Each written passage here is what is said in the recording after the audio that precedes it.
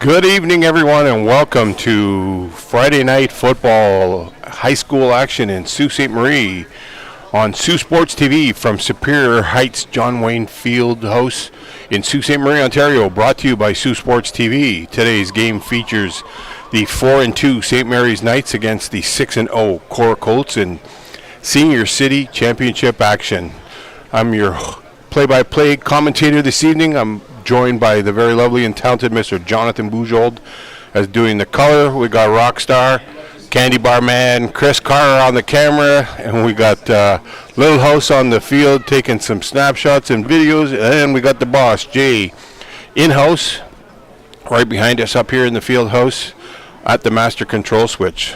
JB, what are you thinking, buddy? What are you seeing tonight? Well, it's a rubber match from the last two championships here in Sault Ste. Marie. Both of these two teams splitting the 6 games in the 2003-2006 season down the middle. St. Mary's the defending champs, but this year they've had it rough against Korah in their first couple of encounters. Now the question becomes, do they have something different in stock for tonight? First time you face a team, obviously you're kind of feeling each other out. You don't really know what your game plan is going to be at the end of the season. And then when you lose that first game, knowing you're going to have to face each other another 2 times, you maybe don't go into the well too deep with the playbook the second time around. So St. Mary's really has nothing to save, nothing to hide today. If they don't win this game, there's no next week. There's no NOSA semifinal. They want to hang on to that championship. They're going to have to pull up something big tonight. And for the Korah side, it's quite a challenge for Coach Corelli on the St. Mary's side, because this Korah team, not only are they as deep as they've ever been when it comes to talent, but this offense has about 8 different packages that they've run successfully too. So just a nightmare to prepare for as a defensive coach to go up against this team. They just have so many weapons that can beat you. And the one that we all know very well is the MVP, Nathan Gazzetti, who we'll see if they can corral him today on the St. Mary's side. Well, I think you really nailed it on the head. You know, we got 2 legendary coaches here at Sault Ste. Marie. Jimmy Monaco has been coaching for as long as I can remember. He's probably in his 36th or 37th year of coaching, and Tommy Annett a little bit further behind, being a bit younger, but Tommy is a well-groomed coach, and you know, a big part of that Dunn program down in the heydays, and just, you know, a student of the game. So I'm expecting these coaches to have their teams prepared and come out firing on all cylinders right at the start. So I think it's just going to be the war of attrition and which line can win tonight. So. Yeah, and for those who aren't super plugged into the Sault Ste. Marie High School loop, Korah ranked number 6 in the province coming into this game. St. Mary's ranked number 18. And over the last decade or so, Korah has really taken over this city loop. They've been quite the dynasty. But in these last couple of years and in this decade, the only team that's caught them at all has been St. Mary's, beating them 3 of the last 7 times they've played. So we'll see if they can make it down the middle again with 4 out of 8. It'll be a tall task for the coaching staff. It'll require a big game from a lot of these stars on St. Mary's, because this does look like one of the better Korah versions we've ever seen. But I'm excited for this one, Coach. It should be a great game. Yeah, you know what? And I think that one thing that we need to factor in is who is the more disciplined team. We've seen things get caught out of hand, and you know, it affects the game. So I'm sure the coaches have had their chats with them, and we saw right at the start here with the referee's toss, Korah won the toss and deferred, so Korah will be kicking and St. Mary's will be defending. They will start on offense after this kickoff. And here we go, folks. AJ Cochamilio pounding one into the far corner, and I think it's going to go out of bounds. So is that a bounds? That's 100% not what Tom Annett wants to see to start this game. Some nerves for the championship game. Obviously, AJ Cochamilio, pretty reliable special teams weapon. He's able to put that right on the goal line most times. I think he just mishits this ball maybe a little bit too much in the tank going into this game, and that's, again, what you're talking about, right? Discipline, cleaning stuff up. Just calm yourself down, play it as another game, focus on your assignment. Yeah, you know what? I see a lot of names on here, and some of the graduating ones. I coach these kids in grade 9, so for a lot of them, this is their last kick at the can. I had them in Korah for grades 9 and 10, and right before I retired, they all moved up to senior. So looking forward to seeing them giving their all out here, and I'm sure that St. Mary's is up to the task. So we're going to start here with Matty Tucker back in the gun. Matty Tucker leading the Knights. A little check from the offensive coordinator to see if Korah rotated their coverage.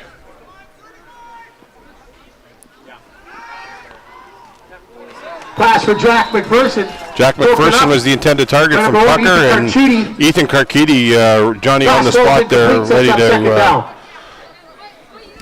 Yeah, just great assignment discipline there by the Korah defense, making sure everyone has their eyes on the backfield, pushing everything in front of them and collapsing down on the play once they see the short throw. And on that hook, nothing was there. So 2nd down and 10. Freeze call.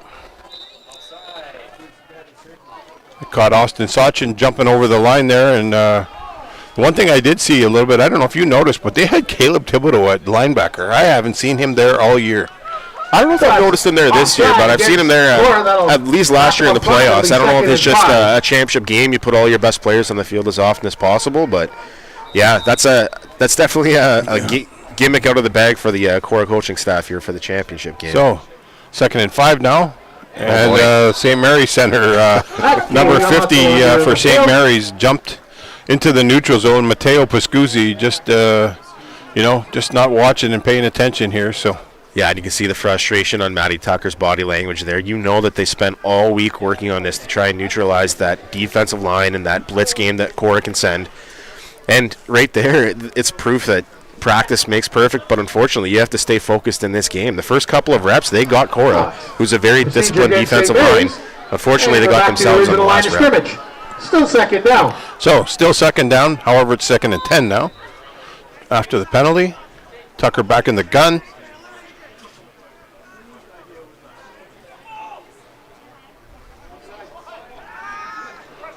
Tucker going deep right away, trying to hit his wide receiver. Looked like number 87, Lucas Spin, and that play went. Falls incomplete. Tucker got a little bit too much air underneath it, and it sailed past Spin. Spin wasn't able to get to it, so it's going to force him into a punting situation. Yeah, I think Matty Tucker, as soon as he took that back step, he knew where he was going with that ball. And unfortunately for Spin, he got caught up in the jousting with the DB that was trying to force him with an outside release and just couldn't get full speed downfield, overthrown. We'll see if Korah can take advantage. So, small adjustment here. If anybody's wondering from home, unfortunately, Nate Carter was suspended for this game, and he will be a big loss to the St. Mary's squad, and they will definitely miss his punting skills and his catching. So, punt is up.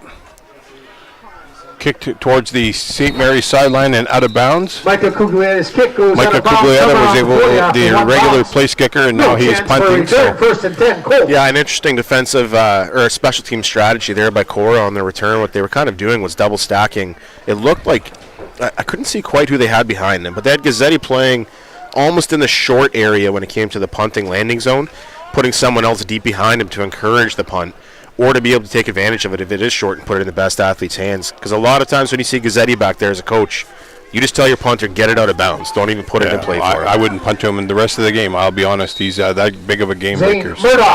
Zane Murdoch at quarterback for Korah. Quick handoff to Gazzetti. Oh, no.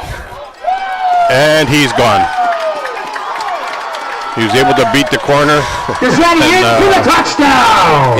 It's just not supposed to look that easy, Coach. I mean, there's speed, and we've talked about speed in the past. We've seen a lot of fast players. But he has a motor that I just haven't seen in the player before. He runs so low to the ground. He's invested so much time being strong in the gym as well. Yeah, he's not a really big and giant running back. He's not that style of player, but he's hard to tackle. You can't arm tackle him. And that speed and that breakaway power right there, there's nobody like it that we've seen in Sault Ste. Marie for a long time, if ever. And definitely nobody like him in the Northern Loop right now. Yeah, that was just Nathan Gazzetti doing Nathan Gazzetti things. And Koski on for the extra point. And there was a false start on the far side, so the whistle's going to blow this dead. But, we've talked about Nathan over and over again. But for anybody that's not sure and hasn't been watching too many of the high school games here in Sault Ste. Marie, Nathan Gazzetti is a freak athlete and just able to do so many things. Not to mention that he's a super kid. So, yeah, and to give some context to that, as there's a penalty here on this extra point, yeah, that's the top 20 defense in the province that he just did that to. And a lot of those starters were on the championship team that won the OSFL title a year ago from this summer. So this St. Mary's defense is loaded, and Nathan Gazzetti ran by them on that play like it was an SMFL game. Okay, after the penalty is applied, kick is up and good. You can't teach elite speed. He does work out and he does spend a ton of time, but you can't teach speed like that. And he just got around that end, and he was able to beat the young St. Mary's player. Everybody. And, Kieran Juma, I think, was out on that sideline. He just blew by everybody. So I mean, Kieran Juma probably has a post-secondary future. Like, he's either going CJFL or university or something. So, again, to put it in context, this isn't nobody's that Nathan Gazzetti is putting in slow motion beside him. He's just that elite. And Coach, like, I know there's been a conversation around town, especially in the football community. What's next for Nathan? It's grade 12, come back next year if he wants to. But at this point, if you put him in 8 plays in the game, it's going to be a blowout, and you're benching him anyways to preserve him from injury. So what is he accomplishing here other than hopefully getting Korah back to the promised land with an offset title? Well, I'll tell you, if I'm one of the college recruiters and I know that he's available, I'm doing my darndest to try and sell him on what school to go to. Yeah, ignore the height and all that. We have never seen a dynamic player like this in Sault Ste. Marie, at least not in recent memory that I can come across. Yeah, I did tell you that there was a few players back in the day, and that was quite a long time ago. So we're talking like, 30 plus years ago. There were some really elite athletes here in Sault Ste. Marie, and kick is off by Koski. Sorry to interrupt, folks, and fielded by St. Mary's on full run. Hunter Jackson gets the ball. Hunter Jackson was able. He got the ball all the way up to the 36-yard line. Yeah, I think it'll be re-kicking this year, Coach. That was an offside on the kickoff team. All right. Well, you've seen the flag before I did. So we have a flag on the play on the kickoff. I would assume St. Mary's is going to take this from spot of foul since they got to the 35, and they don't want to risk giving Korah time to pound it a little bit deeper. So yeah, no doubt. And with special teams, you never know too. You have it safe at the 35-yard line. Just take it. Yeah, when I was up this morning bright and early at 6:30, it was raining out, and I went, we're going to have a crappy day. But, it's a little bit cooler tonight. But the rain went away, and, it's leaving it in the players' hands, and the weather isn't going to decide this game tonight. So 1st and 10 St. Mary's from their own 35.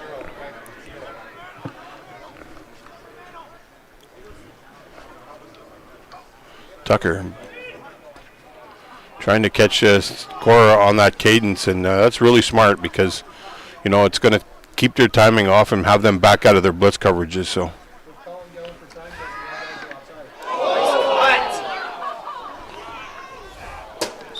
downfield pass. Well, you know what? That's a great job there by number 4, Mason Batacchio, and I'll tell you why. They have that freeze call, forces everyone to stop. Oh, sorry, Jet Dewar, my bad. Looking at the wrong sheet here.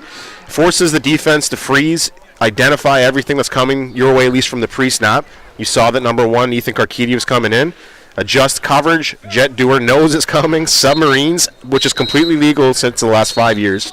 Anything between the tackles inside the pocket is legal. Just really, really smart football there by St. Mary's. Well-prepared start to this game. Yeah, you know what? If you're going to blitz, you better be prepared to get blocked. And fantastic block by Jarrett Dewar there. So, wow, they really got Korah trying to get on this snap. And if I'm the coordinator over there, I think it's Coach Thompson or Coach Antonello. I'm going to. You guys need to watch the ball.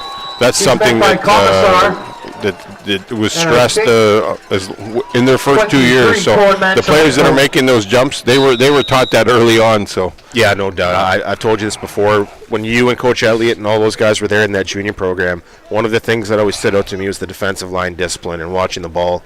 And even in that aspect here, if I'm the defensive coordinator too, I'm telling my linebackers, hey, we are not showing blitz before the snap. You are delayed blitzing. We are not giving this O-line a chance to make pre-snap adjustments on who their assignment is. I think this is kind of neat. They got Peyton Melchiori on the line trying to get to the punter over here. Oh, he's watching a gun. Oh. You know what, though? Cohen Manchelenko almost made it through there on that inside C-gap, though. Yeah, but Michael Cuglietta was able to get that out of bounds. He kicked it about 30 yards, so he got the ball out of bounds, and he didn't give it to Nathan Gazzetti. Yeah. So that's I think that's their game plan, and it's a really smart one because you don't want to give him any more opportunities that he's already going to get. Well, we've seen what happens. All he needs is one touch of the ball, and it could change the trajectory of this game, and you don't want to give him any more chances than you have to because, of course, no doubt going to go back to him here on offense. So, Zane Murdoch back in the gun. Oh, No, that's a backwards pitch, too. Gazzetti's able to grab that, thankfully. Oh, no. And he's gone again.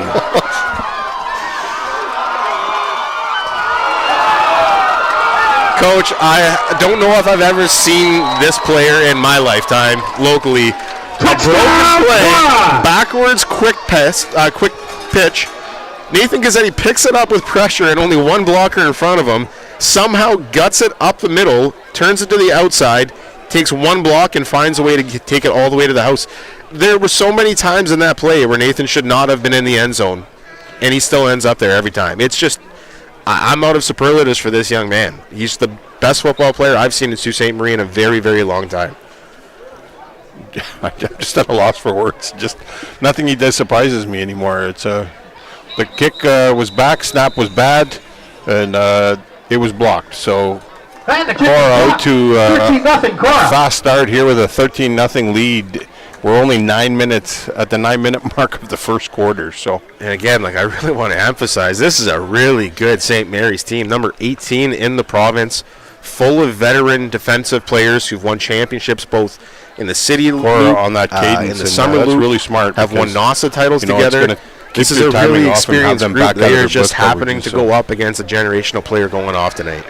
Yeah, this is not where Coach Monaco wanted to be. I'll bet Korah on that game off, and that's really smart. It's up to the players there to, it's going to keep their timing off and get something here on this kickoff and see if they can move the ball, because if they're going to get into a shooting match here, they got to score on every possession, or this game's going to be over in a heartbeat. I mean, even if they do, are we looking at a 7-touchdown game by Gazzetti if this turns into a shootout? This could be a wild football game if St. Mary's turns this on here, Coach.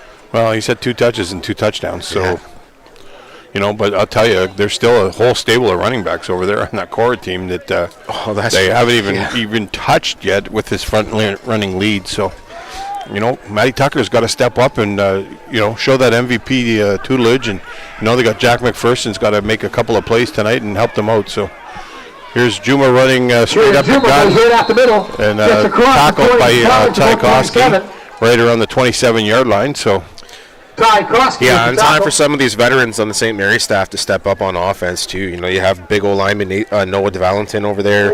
Cole Rivet's been a very big playmaker for the St. Mary's team this year, too. It's unfair to put expectation on him as a grade 11 in this offense, but with no Nate Carter, he's going to have to continue to be that guy for Matty Tucker. You also think about Matty Tucker himself, Offensive Player of the Year for this high school loop, championship quarterback for the SaberCats and this team last year. He's got to answer something here, like you said, to Nathan Gazzetti, or else St. Mary's is going to fall out of this real quick. Well, here we got Caleb Thibodeau again in that linebacker, looking to clog up that middle. My guess is they're not going to let this run game from St. Mary's. That's why he's out there. So, yeah, and he's straight walk-up run protection. He's not even thinking coverage. He's leaning on his front foot. No, did drop into the flats. A little slow to it, though. Quick pass here to number 14. AJ Romano, yes, that's correct.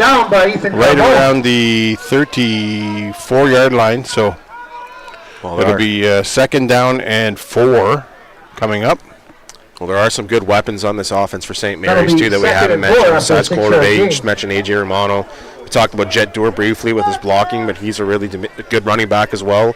Hunter Jackson, another running back, can get going.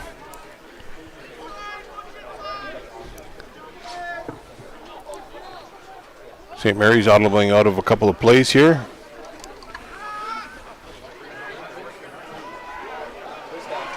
And looks like Tucker coverage was pretty well covered by Korah, but young Tucker able to get the ball and advance at 5 yards and enough for a first down. So that's what the veteran players got to do. They got to step up, and Tucker showed it there. So yeah, this is different.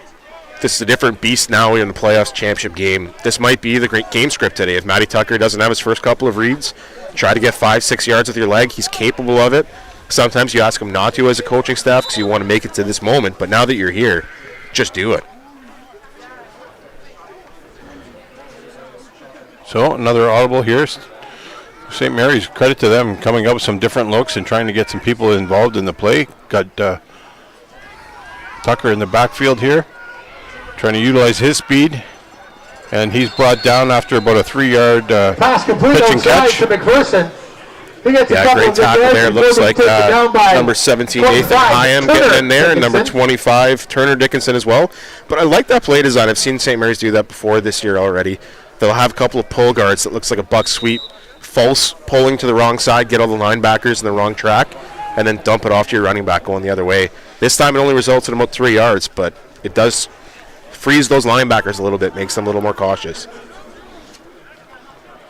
So, snap back, fake to Dewar, little slant route across to Jack McPherson, and he got the 50-yard line, so that's going to be another first down. So, To Jack McPherson. veteran players stepping up here for St. Mary's early, and it's nice to see the fight back He's here hit immediately. in this team. So, I'm sure Uncle Muzzy is watching from London, Ontario tonight, was watching hit his nephew immediately Jack. So, by Muzzy, Nathan Hyam. hope all is well, my friend. Couple of more Colts. Yeah, and if St. Mary's Coming going to to clean incorporate a up. lot of that stuff into First this and 10, offense St. Mary's becomes really from their own dangerous. 50. It's those 5 to 7 yard passes in 3-down football that really make or break you. And slants, sit routes, hooks, quick outs, arrows, things like that, just to get your athlete in space and hopefully find 5-6 yards where you can. 100%, and this is those routes are open, and you got to create mismatches here.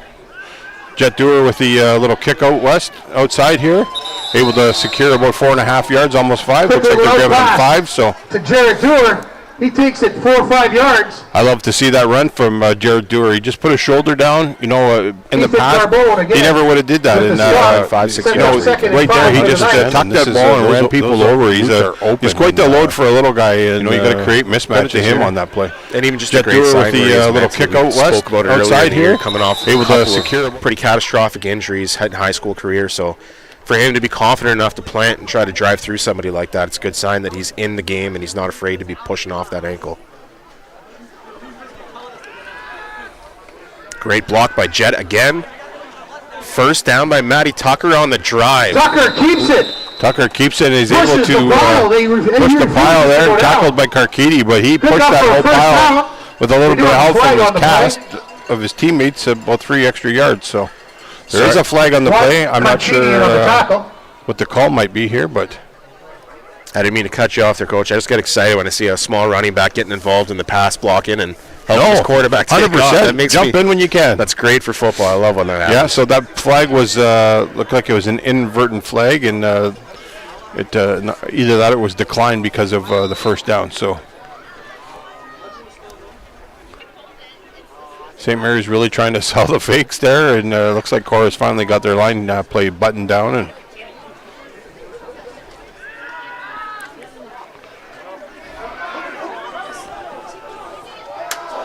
Tucker on a drag route across the middle.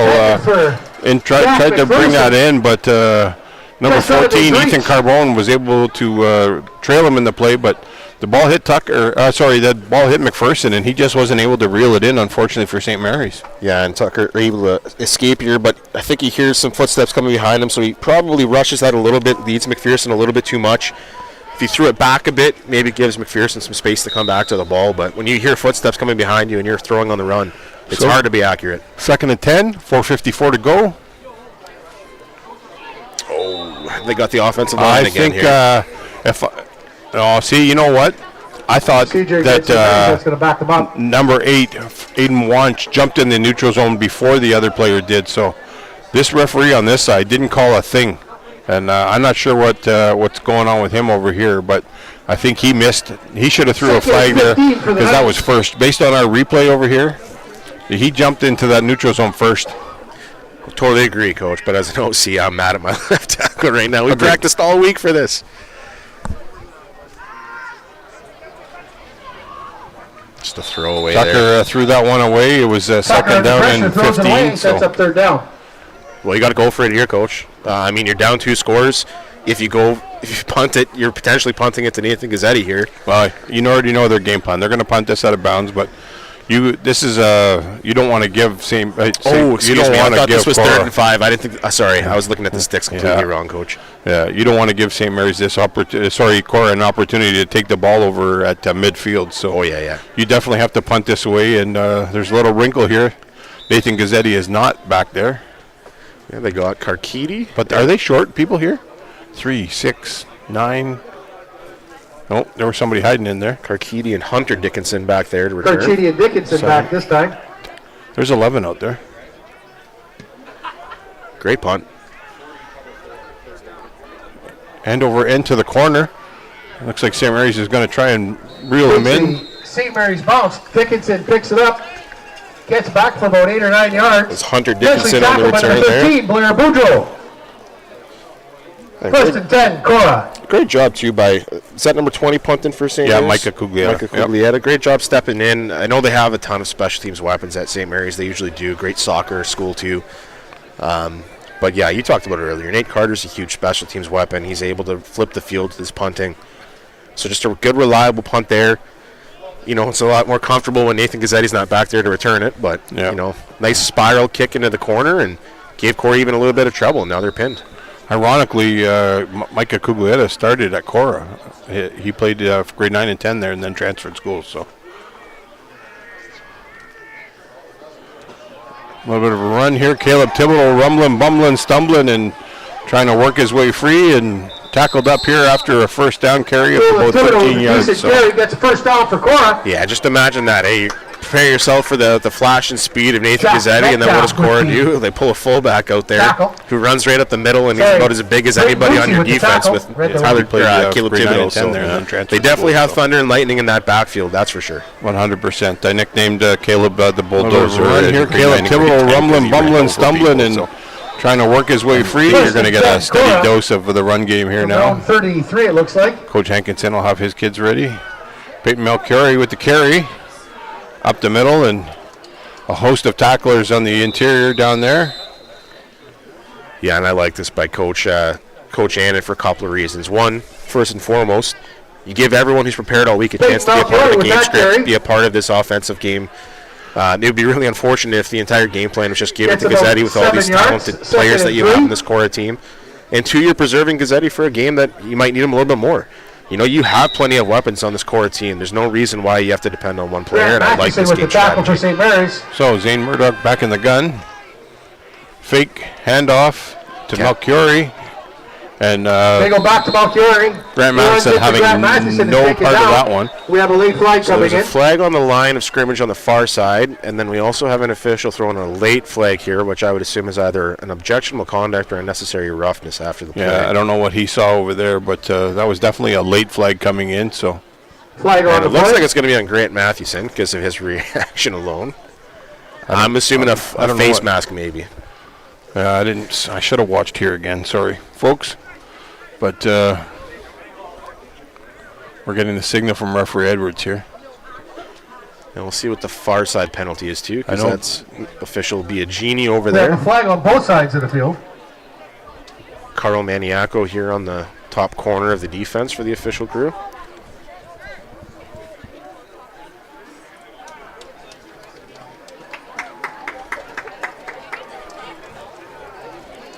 So it looks like I didn't see referee Edwards there. I look for the sign right now here. I'm going to take advantage of our replay camera. Against St. Mary's. Yeah, an advantageous position now for Korah at the halfway point of the field. He didn't give us the signal, so. I'll tell you one thing. Last night, referee Corelli made sure that we both saw it on this side of the field and that side of the field, and made it a lot easier for us. So maybe referee Edwards can take a cue from referee Corelli and get this. So we have a little bit of a officials timeout here. Unnecessary roughness against St. Mary's. Coach Monaco is looking for an explanation from the referees as to what went on. So he's obviously not happy with the play call.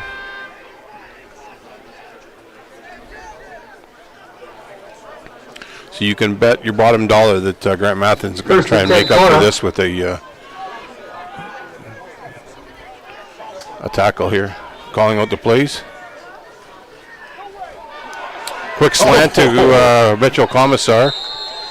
And another flag. Pass complete to Mitchell Commissar. There's a flag I'm going to tell on a the story play. here while they sort out this penalty here, but Mitch Commissar, Junior Sandcats, I was a guest coach for a couple of weeks there in their training camp. And they had him out wide out, and they kept trying to throw to him. Try and make up just couldn't adjust his hands and figure out how to have a tight pocket with his hands to catch the ball. Drop the ball all the time. So it's so funny to me to see that he has become like a tight end for Commissar, both as a blocker and a receiver this year. Great athlete too. I know that when we had a combine up here, we had a couple of teams like York and Waterloo up here taking a close look at him. I'm sure he has a future beyond Sioux College as well. But great job there, and a great reaction to turn around and catch that ball in the pocket. Yeah, well, there was another objectionable conduct penalty, but I really didn't see it. I don't know what the reason for the flag was. Somebody must have had too much to say again. So yeah, this could even be the bench for all we know. No, he did point at them. I don't think he heard it from the bench over there. Oh, okay. He didn't indicate it was towards the bench. He made the play right after the play was done over there. So.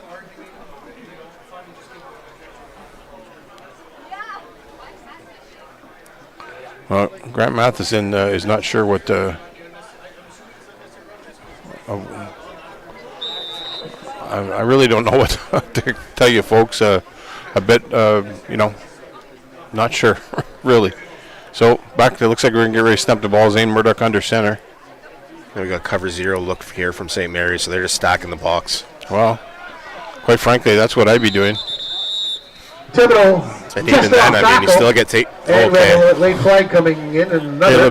There's flags all over the place here. You know, this is what we talked about this, and I don't know who the flags are against, but man, you're in this close of a game still. You know, you're still in the first quarter, and you can't have all this extracurriculars going on post whistle. And you're just going to shoot at your team in the foot. So. And here's the thing: you can argue that the officials are being ticky-tacky with this all you want, but the reality is one, they're trying to get control of this game because these two teams have some animosity in history.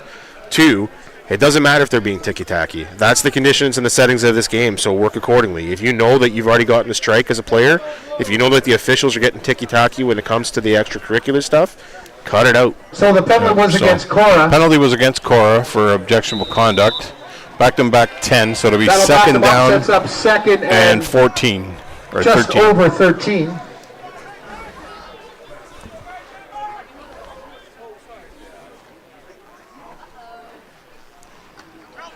Quick handoff to Gazzetti up the middle. And Grant Matheson having none of that. By Grant Matheson, and a couple other guys come in and clean up. That's my expectation after that penalty got called on him. So. Well, and a nice stop there by St. Mary's. There was some turmoil, some adversity there. You're getting into some disciplinary issues. Fortunately for you, you're able to get a couple of stops, and one of them was against Nathan Gazzetti, so you can even hang your hat on that.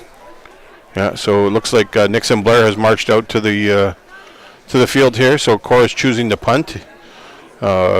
Nixon Blair was able to recover a couple of his own punts in a game we've seen earlier this year, so, he's been kicking since grade 9, and they have Jack McPherson back solo to try and bring this back. So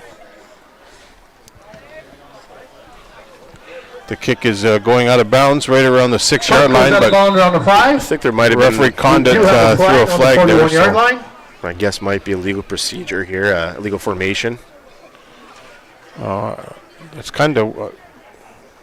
I'm not sure here. So false start against illegal procedure is correct. So it looks like it's procedure against Korah. Yeah, and I just guess that based on Mr. Condon having that prepared to throw the moment it was snapped. So he was waiting to see if they adjusted and fixed it. They weren't able to, and they'll have to punt again. And that's unfortunate because it was a great coffin punt to put St. Mary's back at what was the 5-yard line. 100%. So we'll see if he can replicate it. So it's going to back them up another 5 yards, I think. So it's a 5-yard penalty that's going to back them up here to the 37-yard line.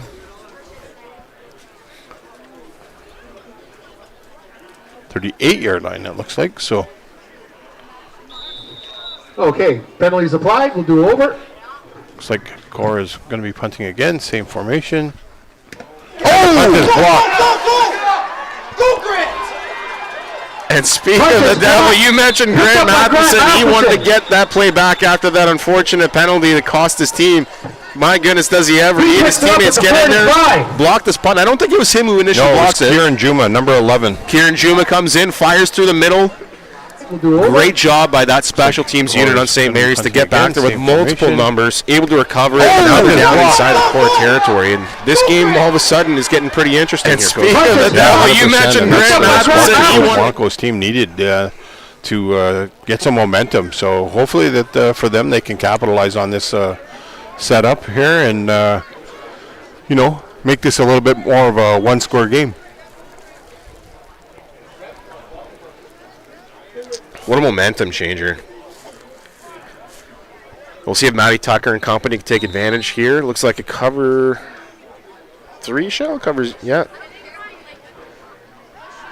2 shell by the Korah defense here. Yeah, and that handoff to Relive went in nowhere. So Korah's line was all over that. You're seeing Korah pull out all the stops they have. Nathan Gazzetti out there playing defense at linebacker or safe in a safety spot, and Mitchell Commissar. he was shadowing Jack McPherson. So that's probably the checkmate that they're trying to play here on offense. So. Well, you're second and negative here now. St. Mary's needs a big play. Someone needs to step up, whether it's Jack McPherson, whether it's Cole Rivet, somebody.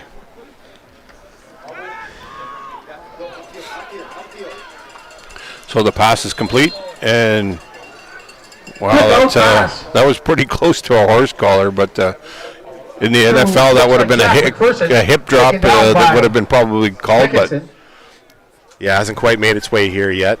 I'm sure our officials are thankful they don't have to make that discretionary call, but now this is the type of territory, Coach, where I think I might go for it here. Oh, now this is a completely different story. You need 5 yards. You're at the 40-yard line. And I would look for them to get something quick out to one of their wideouts. The diminutive corners for Korah are a little bit shorter. And if I'm them, I'm lining, Jack McPherson up as wide as possible and trying to get him. Yep.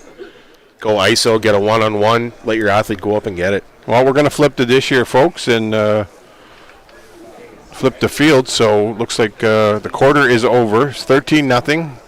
Korah into a lead, but St. Mary's pressing here on 3rd down and 5. And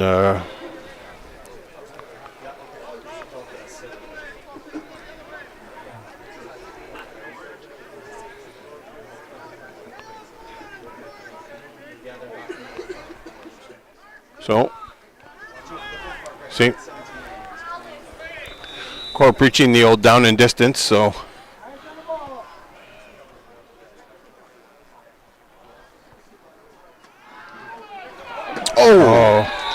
Jet Dewar nowhere on that run up the middle. I'm not sure I agree with that play call. Dewar with the carry. I hesitate to try and criticize coaches' decisions because I know sometimes you're a hero if you get it, sometimes you're not, but I agree with you. You're going for it in a major moment. You have to have a play drawn up where your best players are getting involved, whether it be Matty Tucker, whether it be Jack, something to Cole. Just get your playmakers involved. I don't like a dive up the middle. I really don't. Yeah, and I'm not even sure which player it would have been. I don't care who he had back there, but when you're 2nd and 5, that's you gotta be able to get something out of that interior line where Korah seems to get in space. Let somebody do something. Let elite athletes make elite plays. So a quick pitch out here to Nathan Gazzetti and number 5, Braden Lutzy, all over that tackle. Well, that's encouraging to see if you're St. Mary's defense. Because even the first couple of times they played Nathan Gazzetti this year, they did a really good job of corralling him. The problem was they weren't finishing their tackles. And if you let him break a tackle, you cause all kinds of chaos because now the assignment behind you is no longer in his position, and everyone behind that is now out of position. But when you can get there and do your job and wrap him up, which is possible, you see what happens. And St. Mary's now on a couple of off defensive drives in a row have Korah playing from a negative position. Yeah, that was a great play on their part. So 2nd and about 13. And another handoff to Gazzetti, and they're having nothing doing with that one. Number 44 for St. Mary's. He's hit for a loss. Winga Shawanga was in on that play right away, and a couple of other of the St. Mary's defenders were in helping him on that one. Let's have a quick look at the replay. Yeah, great job by Shawana and company getting back there. 3 straight plays on Gazzetti where they stopped him for negative yards now. So great adjustment. Great job by this defense, calming down, settling down. Sometimes when you're nervous or shaky and you're facing the most explosive player in Northern Ontario, you get caught a couple of times, but they seem to have settled themselves down here. Yeah, Noah DeValentin was in there blowing up part of that line, so causing a problem. Jack McPherson fielding the punch. Trouble. He's trying to get to that outside. AJ Cochamilo trying to bounce him out of bounds, and looks like they didn't even make the first down marker. So there's going to be a hold there, Coach. Unfortunately, I saw the lead blocker. He was getting a little bit too much of the laundry in his hands and pulling it back, trying to get his guy the edge, and it's going to come back a bit. But you mentioned on the previous play, Noah DeValentin Another one of the award winners this year in the high school loop, the most outstanding lineman award, the Gord Hargraves Trophy. So congrats to Noah Valentin, number 2 on St. Mary's. So it was in fact a hold. You are correct. That's going to push them back 10. However, pretty good field position at their own 50 to take over that ball. And, quite frankly, that's a pretty good defensive stand there for St. Mary's. And credit to young Coach Corelli there for preparing his players and making the adjustments that were needed. So Matty Tucker back in the gun. Another quick hitch pass out to number 87, Lucas Spin. So he was Lucas Spin. looks like he was able to get before being brought down. I think he got a little bit more. Our house commentator Phil Bombacco saying he got row number 14 with the tackle. half to center field, but Oh man, looks like he's far ahead of that. And so yeah, I like that play, and we talked about it before. You're trying to get 5 to 7 yard chunk plays here in 3-down Canadian football, especially when you're a spread offense like St. Mary's is. Try to do more like a West Coast style thing, attack those flats, and then when you see that core defense start to walk up, then you start to take your shots down deep. Oh, I'm not sure that ball was even caught. Yeah, I don't think that's a completion, but my goodness, the MVP arrives in a different fashion here in this moment. He steps up, sniffs it out right away. Nathan Gazzetti with a bone-crunching hit on this quick swing pass to Cole Rivet, and just Tackle by Gazzetti. You know him as a running back, but don't forget, this guy can play coverage and he can hit too. He's just a tough athlete. He loves to get involved. His size does not do him justice. I'll tell you, if this was an NFL replay, they're giving Korah the ball there. I don't think he completed the catch on that whatsoever. So I disagree with that play called by the referee. Yeah, that was my thought too there, Coach. But at the same time, if that is an incompletion, was it a backwards pass too, right? Then that becomes a question. Based on where he was on the line when he threw the ball, I think it was fine. Yeah, and I do not think that that play was completed, and Korah should not have the ball here. Yeah, if that wasn't a backwards pass, I agree with you, Coach. I think that was an incompletion. And Gazzetti wrapped up quickly. Oh my goodness. 4 straight plays by this defense for a tackle for a loss on Nathan Gazzetti. Noah DeValton, we just talked about him, Hargraves winner, and this is what we talked about earlier. We said that St. Mary's veteran leaders have to step up, and they're stepping up here in the second quarter early. Yeah, a lot of championship experience on this defense. You have players who were on this team last year when they went to the OFSA final and played London South. You have a lot of guys on this team that were with the SaberCats 2 summers ago when they won the OSFL title. About 16 starting to show itself.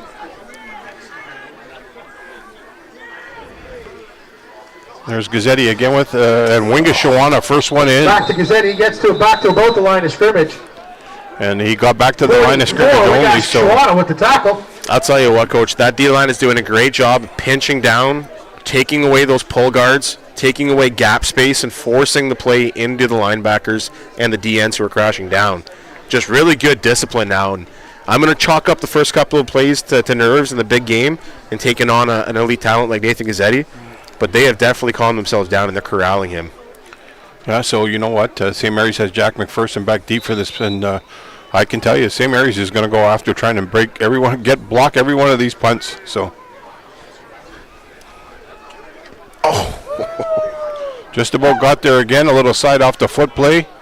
Jack McPherson able to corral the ball, and I can't see who exactly was one of the gunners down there. Looks like Peyton Malchiori down there wrapping up and making the tackle. So.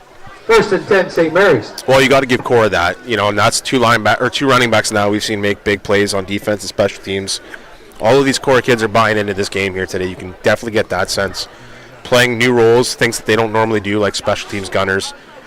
But it's a great sign that everyone's buying in. But I also like what I'm seeing from St. Mary's, as we just mentioned. They're really starting to lock in on defense. We'll see if the offense can get going now here too. Yep, so Tucker back in the gun here. Quick rollout. Nowhere to go. Run right back into Tucker rolls open. a couple of Korah defenders. And going. I'm not sure why Commissar is flexing his muscles there, because he wasn't the one making the tackle there. So. Yeah, you know what, though? 8-1, shoot the tackle. I like the play call. I don't like how it's executed. For me, all you need is 5 to 7 yards on your first down. You don't need to be looking for the big play downfield. If you can turn that corner and you see a guy in the flats and you can hit him for a 4 or 5 yard gain, just hit him quick. Don't overthink it. So, St. Mary's second and about 11 and a half, 12. Tucker back. And he's able to flare it out to Lucas Spin, who made more of a football catch there, and now they're calling it incomplete. He couldn't get the handle on it. Yeah, I didn't know you were going there for at first, but Coach, but you're right, yeah. For sure. And you know what? Like another play there where the quick little outlet pass is wide open. You have Jet Doer wandering out on a wheel route, and just look for the small stuff right now. You don't need to be looking for the big shots downfield, and not every play needs to be a screen pass. There's different things you can do here, and Matty Tucker, I think, is just falling in love with his first read every time. Yeah, well, you know what? He's definitely missing Nate Carter, because that play would have been one of the plays that they run to Nate, based on my memory here. So, it's up to Lucas Spin here to step up into Nate's shoes and try and secure those balls.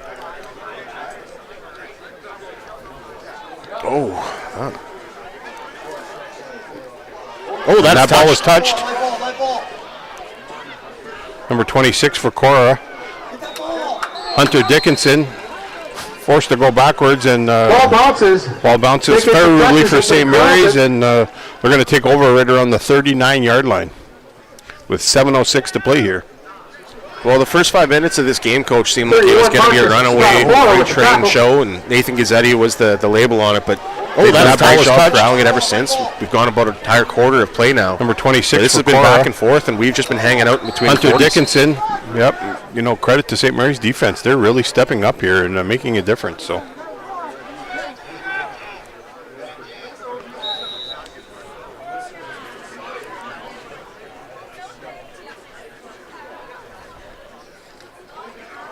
There's the run for Nate Gazzetti there, able to get about 3 yards. So, couple of yards. Well, that's another win for this St. Mary's defense. 3 yards a carry for Nathan Gazzetti. You'll take that all day long. He's been on a negative average the last little bit. So now we got an injury here. So we're going to send this to our sponsors for the first time here today. We'll be back in a bit.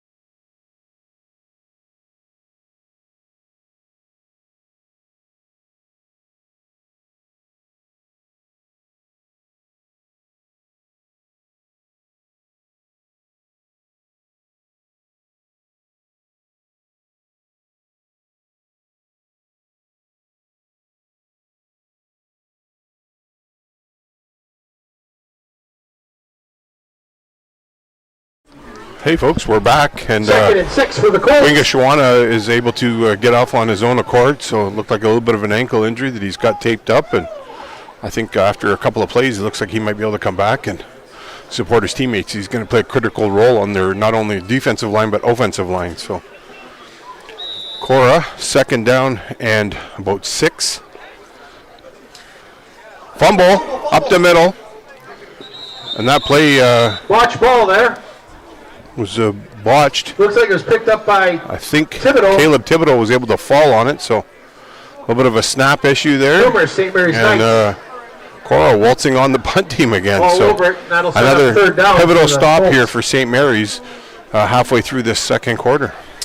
Yeah, I had a nervous feeling in the first few minutes of this game. I really did, that this was going to be a bit of a blowout and was going to go back to being the Korah stomping ground here in Sault Ste. Marie. But you got to give St. Mary's credit, these veterans credit. They've calmed themselves down. They've brought themselves back into this game. And I start to feel the nervousness shift to Korah as this game goes on and it stays stalemate like this. 100%. So Nixon Blair back to punt for Korah. Gets one away this time to Jack McPherson. And Jack, after a couple of bounce here, he's able to get the ball. Listen, But with a beautiful kick. Picked up by looks like number 5, 81, McPherson. Jack Metcalf. And Menchelenko number with the 23, Menchelenko with the tackle.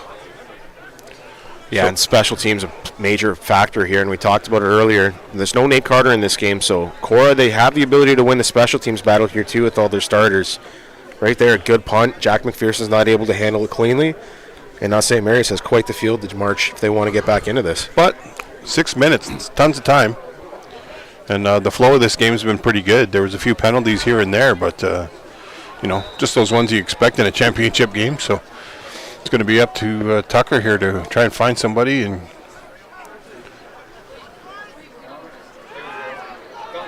a fake here. McPherson able to get a few yards. Yeah, counterplay there. I think that maybe if I'm Jack, I'm cutting it back a little bit McPherson, he gets towards on the the line corner of for scrimmage on double. my cutback, so I'm not quite so wide open in space and visible to the Slow defense on the down. back. But, By Cam Williamson. got to do something different. Watch. Get your players involved, and we said get Jack McPherson more involved. I'd like to see that a bit, but we got to get something that's moving upfield now, something moving forward. Well, you know what? That it sure looked like a little bit longer. He got a longer run in, but that was about a yard. Yeah, it didn't go very far, unfortunately. So McPherson faking, rolling out, was able to beat Commissar and tucks the ball and runs, and he's good. Looks like he's. Oh, there's another flag down. Referee Ewell getting in on the flag action. Yeah, and Matty Tucker I think there. eventually caught up to and tackled by. Look at it here. It looks Mitchell like it might Commissar, be a. 85. Look like it could be designed to be a I think it's defensive the end hold option, but yeah. I think the hold is in there on the inside of the field. So Yeah, no doubt. But I wouldn't mind seeing maybe St. Mary's turn that into an actual DN read and let Commissar decide if they're handing it off the middle or taking it outside. I feel like Matty Tucker had his mind made up there, so I don't know if it was a design play to do it that way or what, but It's like, there's little things that can be adjusted that can get the St. Mary's offense right looks back like in. the They're by hold no against means out of this St. Mary's. game. That'll back them up. that's unfortunate because Matty Tucker made a great run there, and he got enough for a first down, and now it's going to be 2nd and 20.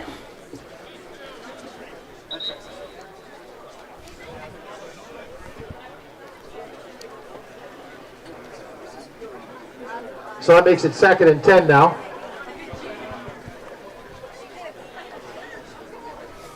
Sorry, So- 2nd and 20.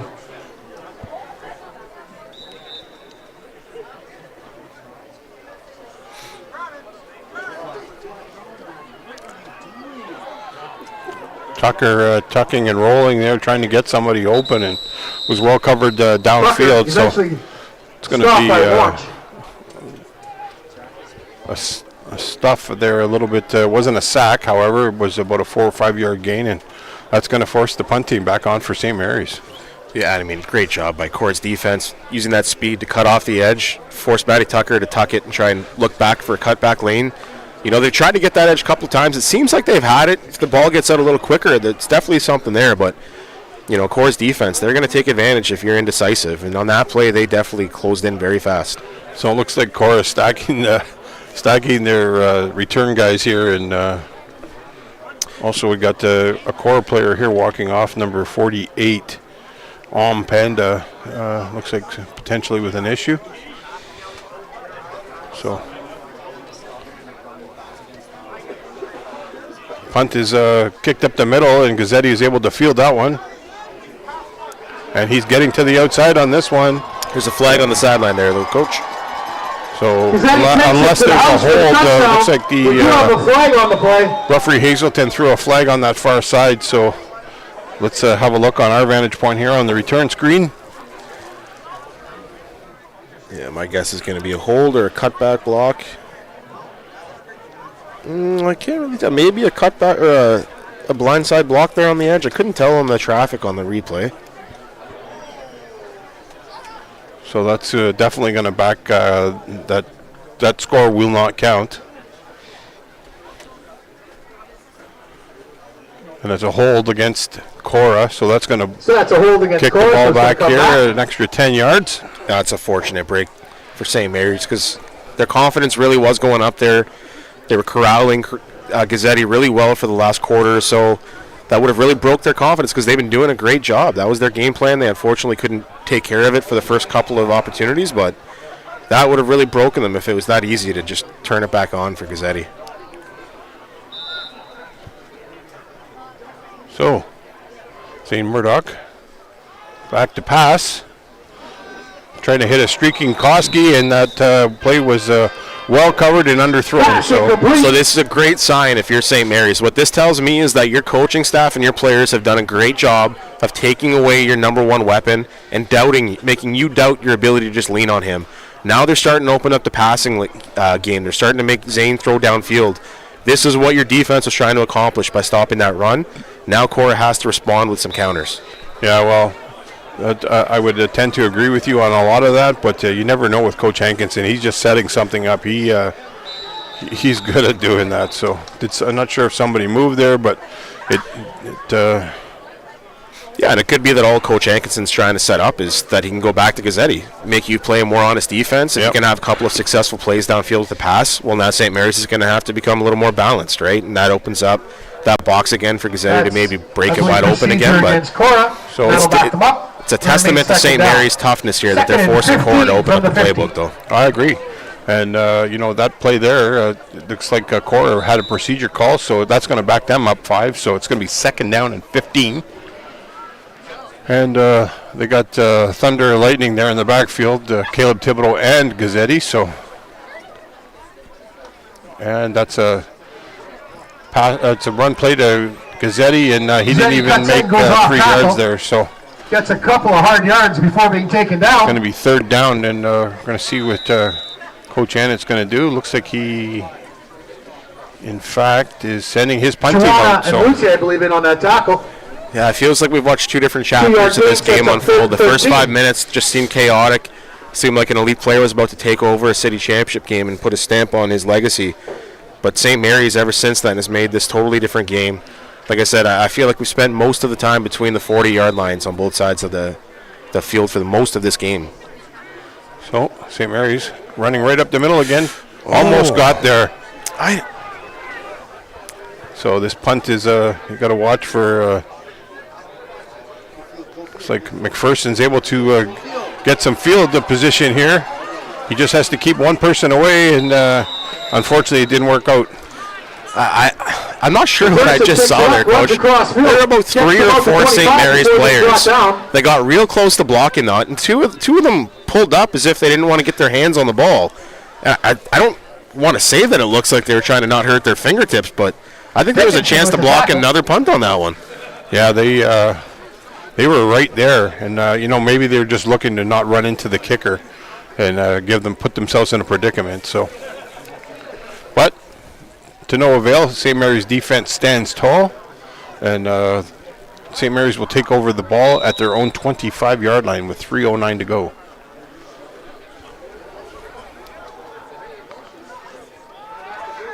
So there's a run to Dewar right up the middle. Dewar goes straight up the middle. He's able to get about 8 or 9 there. Almost the 35. A good chunk play there by St. Mary's. 3 minutes to go now in the half. Clock's going to stop after every play. So plenty of time here for St. Mary's to get within a score, and that's what you want right there. 5, 6, 7-yard plays. Just chunk away at this, and then something will open up over top once you do that enough. So Jared Dewar able to get 9 full yards there. So, this is maybe one of those plays if you want to run it again, you run it, but... And they do. What a great surge there the offensive line. By the offensive line for St. Mary's, and able to get a first down. And maybe 1 or 2 more. I love a good QB sneak. The only thing that ever stops it is just not installing it. Just not being prepared to run it when you need it. Yeah. Jared Dewar able to get 9 full yards there, to get more than the yards. Maybe one of those plays if you want to run it again, you run it. But 7-yard line. And they do. What a great surge there. 51 remaining in the half. So, a couple adjustments made back there by Tucker. Dewar tackled quickly by number 23, Cohen Menchelenko at the line. Yeah, great stop there. St. Mary's seemed like they were gaining a little bit of momentum, and that really puts a damper on at least the momentum temporarily. So Yeah. Korah forcing St. Mary's into a situation they're unfortunately very familiar with here today, 2nd and long. Yeah, it looks like the blocking was all to the right side, and the run was nowhere in behind the blocking. So I don't know if that was on purpose or not, but kind of looked discombobulated a little bit.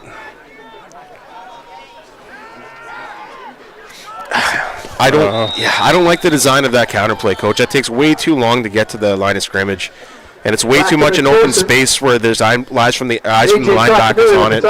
You're trying to hide it more when you're running a counter. You're trying to get behind the lineman to disguise it a bit, and you want it to develop a little bit faster than that, I would hope. And Korah's speed is just too much. You got to hit the line of scrimmage a little faster than that. Yeah, not only that, but they're keying on Jack McPherson. You know, with no Nate Carter tonight, he's the guy that they can just zero in on and have. You can almost play the spy game with him wherever he's going, and you put one of your elite defenders on him or two. But you know, with 2:17 to go here, if St. Mary's doesn't try and kick this out of bounds and they kick this to Nathan Gazzetti and give him an opportunity, I don't know what's going to go on here. But this is just not a smart play. Oh, kick was away and he was hit. Yeah. So looks like St. Mary's is going to Dickinson have with a the catch. Looks like I believe it was Boudreaux with the can't tackle. see. So it looks like AJ Cachamilio Sorry, 11, Kieran Juma. We do have hit two the kicker, flags. so that's definitely going to be one of them. I don't know I'm what's not sure gonna what the go other on one here, was but on this this side. It's not a smart Yeah, I'm not play. sure what the late one was here either. I don't know. I It assume was no away, yards, and he maybe, was but hit. Yeah. I think referee Maniaco needs to work on his like, height of throwing the flags there. St. Mary's, Donnie Chow. he needs to get a couple lessons from Donnie Chow tonight. He's throwing those little bowling flags in and throwing them in nice and low, but he's definitely lacking height. So. Well, we've seen a few punts almost get blocked here tonight. We saw one for sure from St. Mary's that ended up being a big momentum changer, but on that one, a little bit too aggressive and a little bit out of control when it came to the pressure. Give St. Mary's potentially another chance here. I don't know if they're going to give him a first down, though. I think these are going to offset a bit, and they're going to have to punt it away again. Oh, that would be unfortunate for St. Mary's, but no, it looks like maybe we got the offense out there. So yeah, we got the offense out there. We're good. rough play against Korah, running into the kicker. And are you going to give us the second So penalty? that's unnecessary roughness, roughing the kicker against Korah. And are they just disregarding referee Maniaco's penalty? Maybe because he didn't get enough height on the flag. That's what I'm going to go with. The bowling flag does not work, referee Maniaco. So after penalties applied, it's first. Well, what a and break for St. Mary's here. From their own 49-yard line. Oh, he's got a sideline throw here. And he's just got to he's got to look ahead. He had for number 14, AJ Romano wide open on that sideline for at least 5 or 6 seconds, and he just overthrew him trying to look downfield further. You got lots of time on the clock here. You got to make those throws.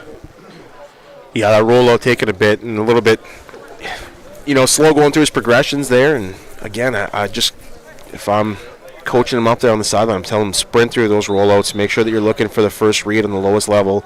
Just get it to somebody and see what they can do with it.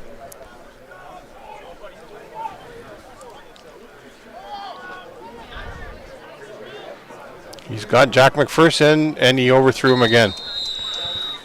So it's going to force the punt team back onto the field here for St. Mary's, and Korah is going to get another opportunity with the football here with 1:44, and with Nathan Gazzetti in the backfield, 1:44 gives you plenty of time to get there. So just want to give a quick shout out to my boys down there in the white Ontario concrete truck, Danny and Stanley. Hope you're nice and warm over there. Thanks for not bringing me a coffee. I seen you stop at Tim Hortons. I appreciate it. Might cost you a drink down the road, though. Yeah, coming to the St. Mary's offense here for a sec, Coach. It's 3-down football. We've mentioned it over and over again. I think everyone knows that. But the problem is when you're on offense and you start to look for the big shots and you think that's how you're going to win the game, when you still have an entire half of football left to go, that's just you're digging yourself a hole. And you're looking for the 5 to 7 yard plays like we mentioned. That's what's going to get this offense rolling. And when they've been disciplined and they're just going for those chunk plays and getting the ball in the hands of their athletes, they have made progress. But then they get away with it and they try to make a big play on the edge and they have a tackle for a loss, or they throw an incompletion looking for a big shot downfield. You're going to get back into this game by chunking away at this defense. They're not going to give you the big shot downfield. You got to take what they're giving you underneath. Yep. Hey, we're just going to give a quick shout out. I'll do the Korah Colts, and maybe you can touch base on our next spot. But Korah Colts graduating players: Liliana Sachin, Ethan Carbone, Jack Metcalf, Ethan Carkiti, Owen Andriola, Aston Shochin, Aiden King, Bishop Pennell Berry, Mitchell Commissar, Ty Koski, Parker Rushton, Mason Bataccio, Caleb Thibodeau, Johnny Lesnick, Dylan Fleet, and Miguel Bedard. So, Micah Cuglietta back to punt, and he got one off. And being fielded with no yards was number 26, trying to get to the sideline, and he won't be getting anywhere on that one too far. So Hunter Dickinson with the carry. Hunter Dickinson with the carry. Kieran Juma. We do have a flag at the 34 Kieran yard Juma line. able to make the tackle there. So Yeah, we got a flag and a mass substitution here, so we'll go through these St. Mary's Knights. So potentially the seniors that might be playing their last game here tonight. Big Noah DeValentin, the lineman of the year for the Loop. Braden Lutzy, Matty Tucker, the offensive player of the year. Kieran Juma, Blair Boudreau, Mateo Rodriguez Larondo, Jack McPherson, Grant Mathewson, Jarrett Dewar, Darian Pucci, Nate Carter, and Mateo Torrenson. No yards against St. Mary's. So no yards penalty, just a First and 5-yard 10 Korah variety. from the 50. 1:34 remaining in the half. I'm not sure what the judge is doing here. The sticks are confused. He's trying to direct traffic. He had them going the wrong way, so we're all set here. Korah taking over on their own 50-yard line, trying to see if they can add, and St. Mary's trying to make that defensive stoutness. Run to Thibodeau up the middle, and he only got Right about up the 3 middle. yards there, so clogging up the interior of that line. St. Mary's, you got to give them credit. Boy, they're just making sure that nobody's going anywhere. Big Liam Dubois inside on that interior, and number 96, Josh LaPera. 66. Yeah, mixed in there with Noah DeValentin, and see that Short gain of 2 yards sets up. Blake Shack Shawana's back on the field, Second so that's and 8 great. for the Colts. It's a pretty wide open side of the field over there. You got to think that there's a run going somewhere, and there it is. Number 17, Nathan Hyam, I believe, being brought Counter down. to Nathan Hyam. He gets all the way inside the 10. Before I think it's Spencer Hedrick, coach here on the lead block, and it's not a massive block. He doesn't blow the guy up here on the edge, but what he does, he takes a great angle, and he makes sure that he attacks the proper shoulder, and that turns the defender the wrong way and allows the running back to bounce out towards the sideline. Just great discipline and assignment discipline there by Spencer Hedrick. Yeah, and you know what? I don't like to point on a lot of stuff like this, but Liam Willett got sealed in, and he was just kind of jogging back behind the play there. You're never out of it, and I would coach that young man up and let him know that you never know when maybe somebody steers them the wrong way and you can get back. So 57 seconds. The run to Thibodeau up the middle, trying to push his way in, and St. Mary's Hand off to Caleb up to the Thibodeau. task. It looks like he got maybe 1 or 2 yards. He's met by Pucci, DeValentin, and a number of nights. Well, St. Mary's really testing their mettle now. We'll see what they're worth here on this end, because if they can get a stop here, my goodness. This is critical for them getting a stop, and you don't want to be down 3 Couple-yard scores gain going sets into up second and goal. the second half. Well, and Korah's going to run the clock down a bit here to try and make sure there's nothing left on it if they do get in the end zone. And to the fans on the far side with the horn, enough's enough. Use your head.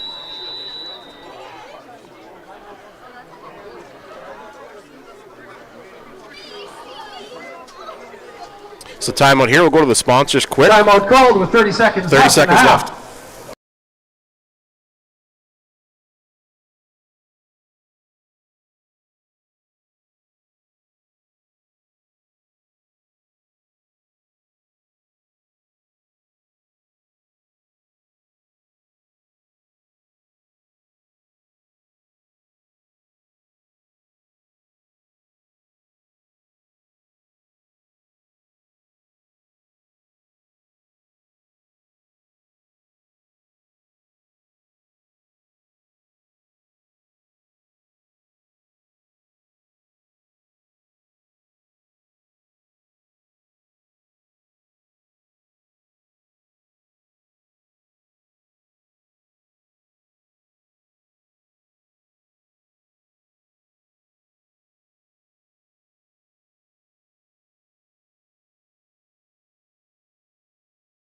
Okay, folks, we're back here with about 30 seconds left to go in these first half, and Korah threatening on about the 4-yard line based on the spot that we're seeing. Yeah, it's a big moment for both teams. If Korah can get this 3-score lead going into halftime, it's really going to feel like quite the mountain to overcome if you're St. Mary's. But if they can get this stop here, this game is still anyone's. And Gazzetti threw after a block from Thibodeau. Touchdown! You know, we don't want to not sound excited with Nathan Gazzetti, folks. I know that it sometimes seems like we don't get as worked up about his, but we've just seen this young man score so easily and so often. He's just dominated this game. He's dominated the last couple of seasons in the Sault Ste. Marie High School loop. I would say he dominated the first 2 plays of the first quarter. And on that one, he followed a block in and ran almost in touch by Caleb Thibodeau. So yeah, for sure. But, you know, even if you look at it from the macro, right, yeah. St. Mary's has made a conscious effort to stop him, and it's given other people's opportunities tonight. They just haven't taken them. And Koski adding the extra point and to the clown over on the far side of the field, hitting the horn while the cadence is going on. Grow up.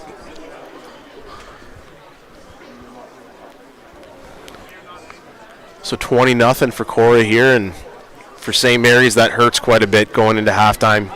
You know, you kept this close for the better part of 2 quarters after going down quick to 2 touchdowns from Nathan Gazzetti, and now you find yourself down 3 scores after it seemed like you were chipping away at the field position battle, but that one big play there, I think it was Nathan, or was it Hyam that bounced it outside there on that big play? That cracked this open, and it took away that field possession edge for St. Mary's, and then all of a sudden, Korah finds themselves in a comfortable spot going into halftime. Yeah, you know what? That was their defense was stellar there in that whole second quarter until that break. I mean, arguably, we can look back on that at the end of today if this game continues to go the way it is, and think of Nathan Hyam as a turning point moment in this game, because that broke this wide open. It really felt like we were in a stalemate here going into the second half.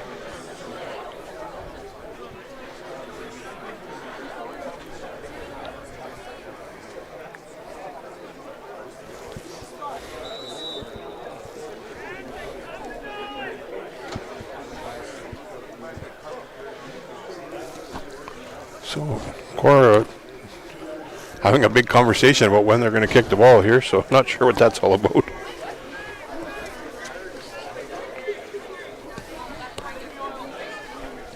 So the ball kicked back. It's like number 21, Hunter Jackson. Oh, if he breaks this, you're not catching him. Oh, he's hobbling a little bit. Hunter Jackson with a tremendous run back all the way to the 12. Jackson! Time on the clock. I don't know about that spot. Let's see it again here. I want to see this. 75 yards downfield. Touchdown saving tackle. Time on the clock still for St. Mary's here, down inside of the Korah red zone.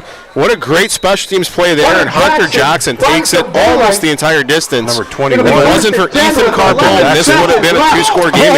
If he breaks this, you're not catching him. Oh, he's going to stay on the horn here. A little bit. Just a brief timeout, but Hunter Jackson with a tremendous run back all the way. I believe the first spot was no good, and the second spot is a little bit better there. So, we talked about a potential TSN turning point moment for Korah. If we look back on this game and it becomes a tight one, or even if St. Mary's is able to win this game, we're going to look back on that moment by Hunter Jackson as one that potentially was the starting point of that. yeah, you know what? Even if they can get on the board here and knock 3 through, at least that's a pivotal point. But I'm telling you, you gotta throw something that you've held on to right now and get your team on the board with a touchdown here with 11.5 seconds to go. So look, you should probably have 2 kicks at the can here, I would think, Coach, depending on your timeout situation. Yeah, and even if the clock runs to 0 during or in between plays, you still get to run that play no matter what. So.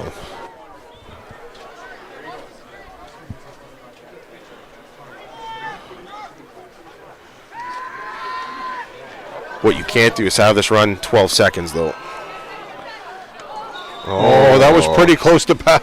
Oh, I want to see that again. Yeah, I can't tell. I've got the little baby screen here. Well, you know, Jack McPherson is doing his best to sell it, too. He wanted to make sure the ref saw that but if you watch where the hand was, that's close.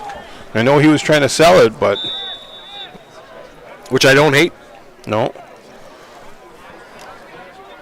His hand was on him, but I guess it was okay. So, correct call made. 4.9 seconds here. Looks like timeout's been called. Well, you know, we have that chance. So I'm going to go over the All-Stars here. For, senior Luke this year, Coach. We did have a list, some representatives from all 4 teams. So from the Korah Colts this year, the Sault Ste. Marie Senior High School All-Stars for football are Nathan Gazzetti at running back, Spencer Hedrick at O-line, Austin Sawchuk at O-line, Caleb Thibodeau at fullback, bringing it back. Love it. Fraternity of fullbacks are happy to see that. Mitchell Komisar at D-line, Ty Koski at wide receiver, Ethan Karkidi at linebacker, Hunter Dickinson at corner, Keon Manchelenko at linebacker, Johnny Lesnick at O-line. And for St. Mary's, you have Noah DeValentin at O-line, Grant Mathewson at linebacker, Matty Tucker at QB, Braden Lutzi at linebacker, Liam Dubois at O-line, Kieran Juma as DB, Nate Carter as wide receiver, Jack McPherson as wide receiver, and we'll finish off with the Superior Heights Steelhawks and White Pines Wolverines here in a minute. Yeah, this has got to be something quick here.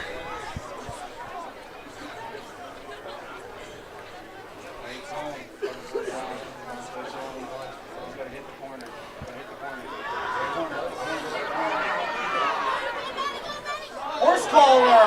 There it is. We got it. We got it. We got it. Horse collar, so that's going to bump the play up here. Tucker elects Most to keep likely, it go straight up the middle. Does that go to the 1 now? A little bit of laundry I on the believe field. so. I'm not 100% an expert on this. It's either halfway to the goal or up to the 1 yard line now. Tucker sure took a chance there that he was not going to get tackled, because if he didn't, that would have been the end of the first half. Yeah, So yeah, and I think for a moment there, I think he thought he had a throw, but he tucked it, decided to take it himself, which would have been risky, but I think he knew he was running out of time. But the play cannot, or the quarter cannot end on a penalty, so regardless, if this penalty is accepted, St. Mary's is going to get a shot here. So that's unnecessary roughness against the Colts. Horse the collar 1. tackle.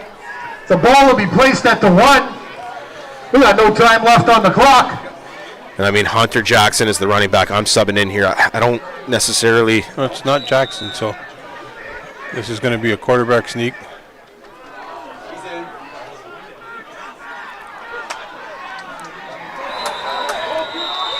Touchdown, St. Mary's. Oh, nervous seconds there for St. Mary's as that pile was continuing to move and there's no arms going up. But referee Condon steps in, and he's the one with the closest view to the diving quarterback on that one. And Matty Tucker just gets the ball over the plane. Tucker We refuses are to go back down, to a makes it in. two-score lead going into halftime. But there is a flag here There's another flag for objectionable conduct, and I think that's going to go Flag to just comes out. on the bench from Korah. Objectionable conduct against Korah. So this puts them down now. They can take the ball down here on the 1 again and go for 2. Is this a single? Is that what you really want to do right now? I don't think you... Yeah, I mean, for me, it's still I don't know. a I'm just 14-point being game, optimistic. I'm optimistic, right? Yeah, So yeah. Mike McCugley out to attempt the extra point. or does it come on the second half kickoff? Can they utilize Yeah, they it can then? apply it next half, too. Okay, so I wasn't sure. So referee Edwards is asking the captain, Matty Tucker, where they want to do with the ball here. So I mean, here, I take the points that are easy to gain when I have the chance to gain them, Coach, and I worry about the 2-point conversion if I need it later. So Tucker looking to the bench for some advice, I would say. And honestly, if you're going for... Yeah, I mean, personally, if you're going for the point after, I don't even necessarily want to move it up closer to the post.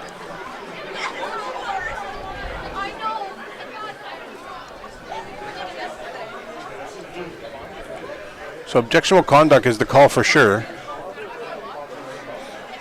And the ball is at the 2.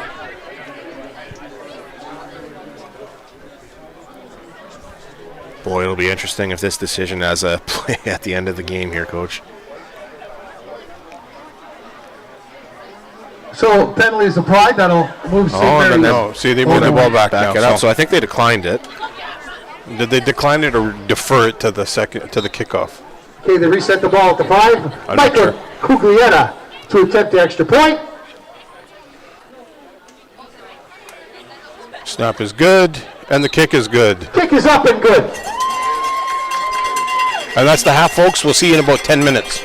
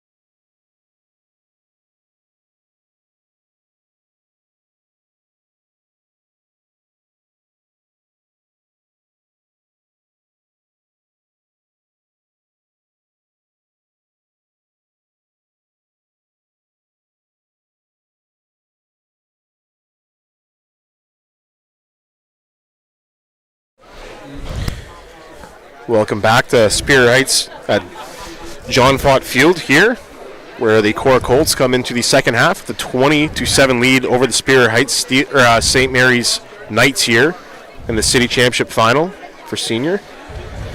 Before we get started here today, I just want to make sure that we take a chance to also mention all of the seniors from both sides. I know that we had mentioned both earlier on one occasion, but we'll do it again here in the second half while we get set for kickoff. From the St. Mary's Knights, the graduating seniors this year are Noah Valentin, Braden Lutzi, Maddie Tucker, Kieran Juma, Blair Boudreau, Mateo Rodriguez Larondo, Jack McPherson, Grant Mathewson, Jarrett Dewar, Darian Pucci, Nate Carter, and Mateo Torrenson. And from the Korah side, Liliana Sachin, Ethan Carbone, Jack Metcalf, Ethan Cartidi, Owen Andriola, Ashton Sachin, Aiden King, Bishop Pennell Berry, Mitchell Komisar, Ty Koski, Parker Rushton, Mason Batacchio, Caleb Thibodeau, Johnny Lesnick, Dylan Fleet, and Miguel Bedard. Micah Cuglietta to kick off. Folks, so we got Micah Cuglietta to kick off. He's going to be up after the penalty. They did defer it to the second half. And 20-7 here. We're about to start the third quarter.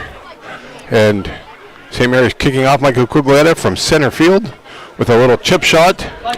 It got deflected to number 31, Cam Williamson, and he's still running on the far side of the field. I think he ran further sideways than he did. I'm not even positive he gained yards on that, Coach, but yeah, good play to get the ball after initially tips off of a teammate's hands. Eventually picks it up. Good composure and focus. And St. Mary's almost had a chance to get out to a really good start here to the second half. Yeah, and there's two flags on the play there. Referee Ewell and referee Maniaco with his low bowling toss for the flag. So they're going over it with referee Edwards and referee Conant, and they're going to come out with an understanding of what's going on. So rough play, it looks like, against Korah. And it'll be first down. They backed them up. Looks like at the 25-yard line, 25 line. So you'll take that if you're St. Mary's. You take a short onside kick, expecting that if you don't get it, you're going to give them a short field to march down on, and then a penalty makes it a long field from Korah to have to go down anyways. So Zane Murdoch back in the gun. Little pitch pass here to Nathan Gazzetti. And Nathan's able to get a first down. However, Kieran Juma able to drag him down before he broke up into midfield. So, yeah, there's the second there where you thought it was going to be another Nathan Gazzetti touchdown, and it was going to break this wide open. But Aaron Juma able to jump up, make a great play. And, I mean, Kieran showing off his speed there, too. He chased that down from a really tight angle. Pass here to Nathan Gazzetti. Way upfield that he came and got him from. It was chasing him from behind. That was good speed there. Nathan's able to get a first down, however.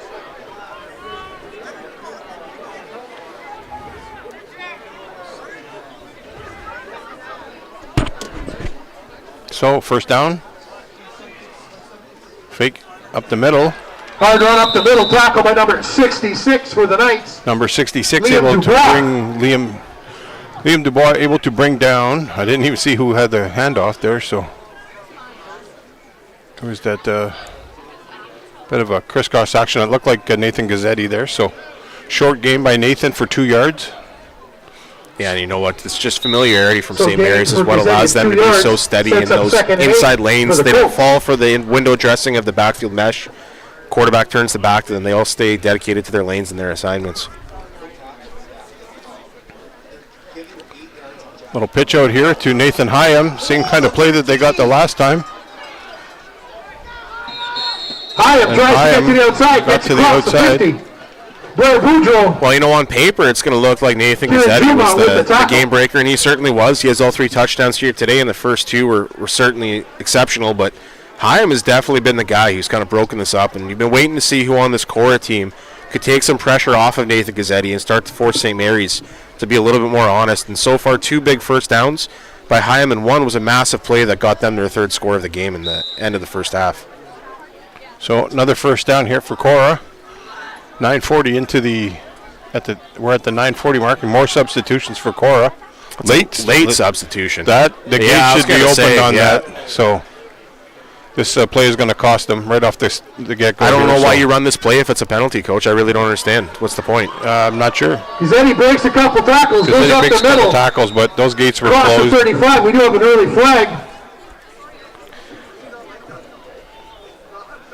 I don't understand why the officials run that play. I don't understand why Korah runs that play. If that's going to be dead against you for an illegal substitution, why risk getting somebody hurt? I don't understand what the process was there. Just in case the flag does get picked up by accident, I think you have to run the play personally. But so legal substitution is the call, and that's going to back them up definitely. So, but you know what I mean, Coach? Like the flag was on the ground for 3 seconds before the play even went. What you're saying, I thought referee Edwards would blow that dead at that point, but again, we're not on the field though. Right, but as a coach, I'm saying run the play until they blow it dead, right? Yeah, for sure. Because if that flag is inadvertent and they disagree with... Yeah, if you're Korah, you don't know if that's against you even at the end of the day, right? Yeah. Safe assumption. They had to in that late change. That was just... You don't see that too often from that coaching staff where there's a substitution that late. So that's a 10-yard penalty. 10-yard penalty for illegal substitution. First and 20. And the handoff is to Gazzetti. Middle got sandwiched up, and they go back to Gazzetti. It looked like Joshua LaPera and Braden Uzi in on the tackle there. So it almost looks to me, Coach, like that's designed to be a cut step back to his right. So he's designed to take it to the left and then cut back. But every time he goes for that cut back, it's like St. Mary's is intentionally trying to take that away. Well, that could be coaching. Brandon Crowley, no stranger to playing high-level football, and now coaching. He was at Waterloo with that gang down there, and, very educated football coach. Looking for Gazzetti here. And he floated that one up, and it's picked. Oh, Liam Ouellette. By Liam Ouellette. Pass is picked off. Pass intended for number 22, Gazzetti. Oh, just a floating pass there. I'm not. I think that the mentality there is let your fast player go out in space and try to get it. But if you're going to do that, Coach, just let the ball go. Don't float it up and try to make it a jump ball. Especially, no offense to Nathan, he's not going to go and high point the ball over most athletes in the backfield. So. A great break and there for St. Mary's. That one up and it's picked. Liam, we might see this turn into a one-score game for all we know. Yeah, you know what? Defense is standing tall here, and credit to St. Mary's for being in the right position at the right time to make that happen. It's going to be up to their offensive coordinator to see if he can get something rolling here.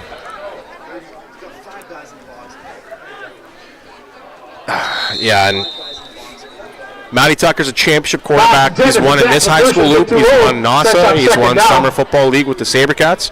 Just doesn't seem to be confident in throwing with any kind of conviction here today. And I don't know if it's a lack of trust in the weapons that he has available to him, but that time I think it was Jack McPherson. It was. That's one of his trusted receivers. He's got to let that rip and get it into him. That would have been 5 yards and 6 yards, just the passes that we were talking about. Yeah, right? I think Matty just needs a couple of big plays to go off so he can get his confidence back and starts to play like himself here. Rive running around. Fake handoff.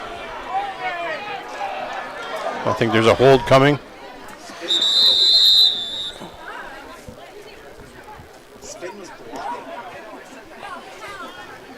Tucker runs. Definitely a holding call against St. Mary's. Flag on the play. If I'm Korah, they're declining it. As I can see, the coaches all going decline. So. Holding penalty on St. Mary's is declined. It'll be third down. You watch it on the replay here, Coach. The pocket's actually been half decent for Matty when he has stepped back and had to step and look downfield. But the problem is Korah's just getting a lot of these coverage sacks. They're playing a shell defense. They're making everything, land in front of them, keeping all of their eyes on the quarterback in the backfield and staying really disciplined, not biting for any eyes directing them in the wrong direction. And Matty Tucker just hasn't really gone through enough progressions to start to make them challenge their assignments just yet. So I said it before, Matty Tucker's a championship quarterback, the most experienced one in this city. There's still a very good chance that he leads this comeback here. He's the guy to do it. Just haven't really seen him be himself yet here today. And even at points in the season, we've really seen that lacking. And it might just be weapons graduating, and it just might be Korah being all that good, but you really hope to see a little bit more from Matty here today, and he's certainly capable of it. So, punt back, and Korah choosing to punt this ball up the middle of the field, and it's deflected. And Gazzetti's got it, and this could be all she wrote, folks. Micah Cuglieta's got one shot to bring him back, and it's done. You are not catching him. Micah Cuglieta giving hard chase there. But, again, Touchdown, Colts! I 100% do not agree with After that initial bobble, Gazzetti decides to pick it up on his own. putting that to Takes it to the house for 6 points. to kicking the ball to Gazzetti and giving him opportunity. I don't know. Yeah, I'm up here for a reason Unofficially, right now. 78-yard return. sometimes it just happens, and you don't have your starting punter, so it's a little harder than maybe you're used to. Even when you do have your starting punter, it's not always the easiest thing to be able to drop a punt exactly where you want to. But you know what? I agree with you. We've had some games, even this summer with us and the Steelers, there were a couple of guys where we didn't care if we punted at 20 yards as long as it was going out of bounds and not in the hands of that player. And Nathan's one of those guys. And 4 touchdowns here today, just an absolutely incredible display by the MVP of this high school loop. And So if you're going to do that, and he is a field goal kicker, why not do what the Sabercats did this year? yeah, absolutely. Like we saw that where you just drop it like a set piece or a field goal. You have a pin man who takes the ball, pins it to the ground, and if you're more comfortable kicking a field goal, you can certainly get the same yardage and the same effect from that too. So, we saw that operated with the summer. But why not just have him kick the ball out of bounds? Yeah, and I guess the argument against that would be you're sacrificing a blocker, and today it's certainly been an issue getting that. But at the same time, if you're going to have this happen, then what is there to lose? So, I don't know. That's why they're down there making those decisions, and I'm just chiming in with my 2 cents worth. Like I said, some of them are a little bit rock and roll, and some of them are a little country. So, yeah, always opinion-based. It's never us acting like we know all the answers either. And these coaching staffs have enough championships to justify every decision that they want to make. A lot of players on both sides very talented too. Many who are better than even us when we were in high school. So I'm definitely not taking anything away. But in that moment, when you have Nathan Gazzetti on the field, it's maybe a hindsight's 50-50 type of thing. But I don't know. My odds are him with the ball or him without the ball. That's kind of been the sum of today's story for the most part. I got about $200 in my pocket, and I know where my bet's going on. Yeah, no doubt. And it ain't on 22 gold. I'm not getting it to him. Well, if this is his final high school loop game in Sault Ste. Marie, my goodness, what a performance it is. Korah will get a chance to play in the NOSA semifinal if it stays the way it is. But again, 7 minutes left in the third. Defending champions from St. Mary's. A lot of veteran players on that team. 3-down football. Plenty of time still for something to go. Little sort of chip shot kick.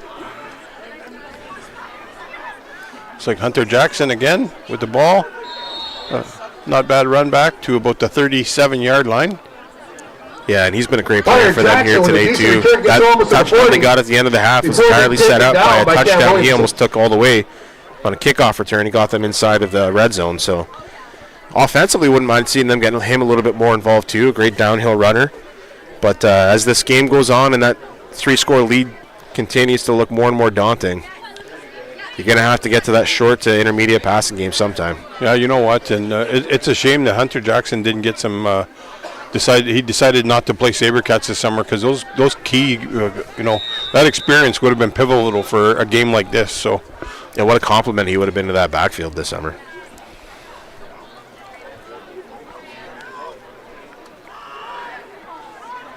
Here he is trying to get outside, able to turn the corner, and he got himself about 7 yards. Jackson gets around the corner, gets some good hard yards. He's a good, dependable running back. He's a bigger kid. He's not gigantic for running back, but he's big and he's strong, and he likes to run downhill, and he puts his shoulder down when he finishes his plays. So, in a playoff game like this where you're trying to get some momentum, maybe a big pop with a couple of shoulder pads colliding and get the bench excited, something. Hunter Jackson's the guy that I would like to get involved in that case. Yeah, well, it looks like he got enough there for first down. He was further up the side of the field than I thought, so first down St. Mary's from their own 49-yard line.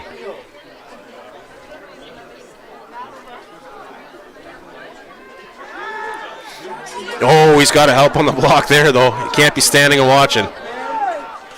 Rive able to snag that one and bring it in and for a 12-yard gain. Another first down. Yeah, great to see Korah getting involved. He stepped up big time for this team this year with Nate Carter missing games. Jack McPherson had some injury issues. And Korah stepped up big time, was the leading scorer amongst receivers in the league this year in grade 11. So another player you want to see them get more involved. On that play, unfortunately, you want to see your backfield help get a little bit more involved in that blocking scheme.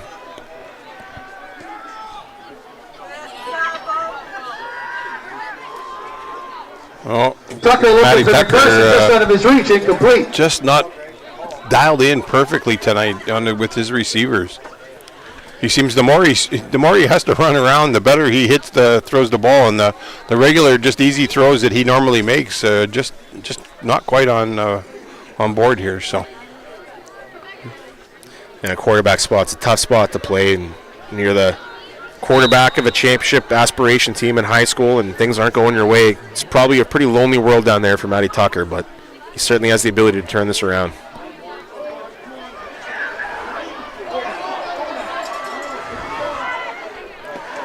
And a host of defenders try and bring him down. Unfortunately, they weren't. But A.J. Kachemili was able to finally bring him down. But brought down for a loss. Yeah, some help there from Owen Andriola as well. And A.J. Kachemili with some help from Matty Andriola. Tucker trying to get another bootleg and trying to get that corner. Just wasn't able to do it. Turns back to see if there's space. But Korah's defense just closing in with that speed. Loss of 7 yards makes it 3rd and long.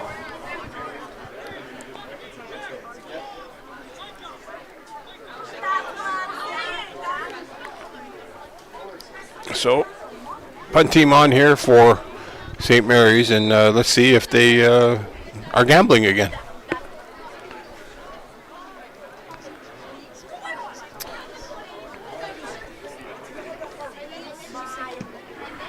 And he did not punt it to him, so credit to them. Ball's fielded by number 26, Hunter Dickinson. Another nice brought down immediately by the hands of 26, Hunter Dickinson. Number 31. He's brought down around the 25-yard line. Marcus Spadafora. Kieran Juma with another tackle. And Kieran Juma along with in on that tackle. Well, if I'm Coach Hankinson and Coach Annett now, it's about time for this to become the Caleb Thibodeau show. You really need your big running back to put this away, eat up that clock 5, 6, 7 yards at a time. He has that ability to just wear a defense down. You're looking for your closer to get involved here now, I think, with a 3-score lead. Yeah, but you're still early in the 3rd quarter, so you know what? If I'm them, I'm trying to put that extra touchdown on the board and just salt this away so that they can do that in the 4th quarter. So. St. Murdoch leading the Colts 1st and 10.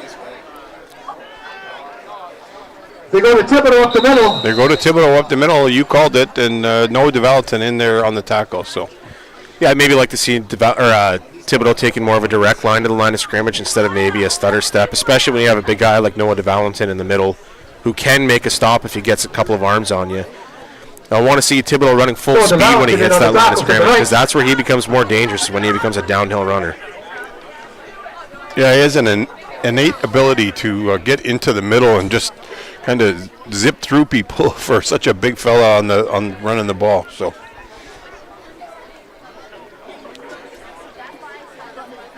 Little quick pitch out here to Gazzetti. And tackled by number 6, Darian Pucci. Strong in on the tackle there and wrapping up. 99, Matheson, 6, Pucci. And Korah's going to bring out their punt team here, so mass substitution. We didn't get through all the All-Stars here for the senior loop yet, or in the first half, so we'll go into the Superior Heights and White Pines All-Stars as well. You have Dakin and Gauthier, who I think at the meeting we just decided to put as an athlete because we didn't really know where to narrow it down. He was an outstanding receiver, running back, quarterback, safety, linebacker, you name it this year. Max Schillingford also at wide receiver for Steelhawks. Keegan Staniforth, O-line. Grayson Monero, D-line. Will Madaw, linebacker. Nathan Adams, DB. And for White Pines, Neshoba Moore, the Rocky DiPietro Award winner, the receiver of the year for the senior loop this year. Keegan Dane, O-line. Keenan Busno, linebacker. And Garen Pine, quarterback. So I'm not sure why the play was blown dead. The ball had ample distance. So. Kick is blown dead. I'm not sure on that one either, Coach. It doesn't seem like it was a short punt. That had ample distance. Why are they blowing that dead? I'm not sure. And if I'm Korah special teams coach too, I'm kind of looking at it and going, that kind of seemed like a situation where my punter might have been able to get to that if it bounces around for a few minutes or a few seconds.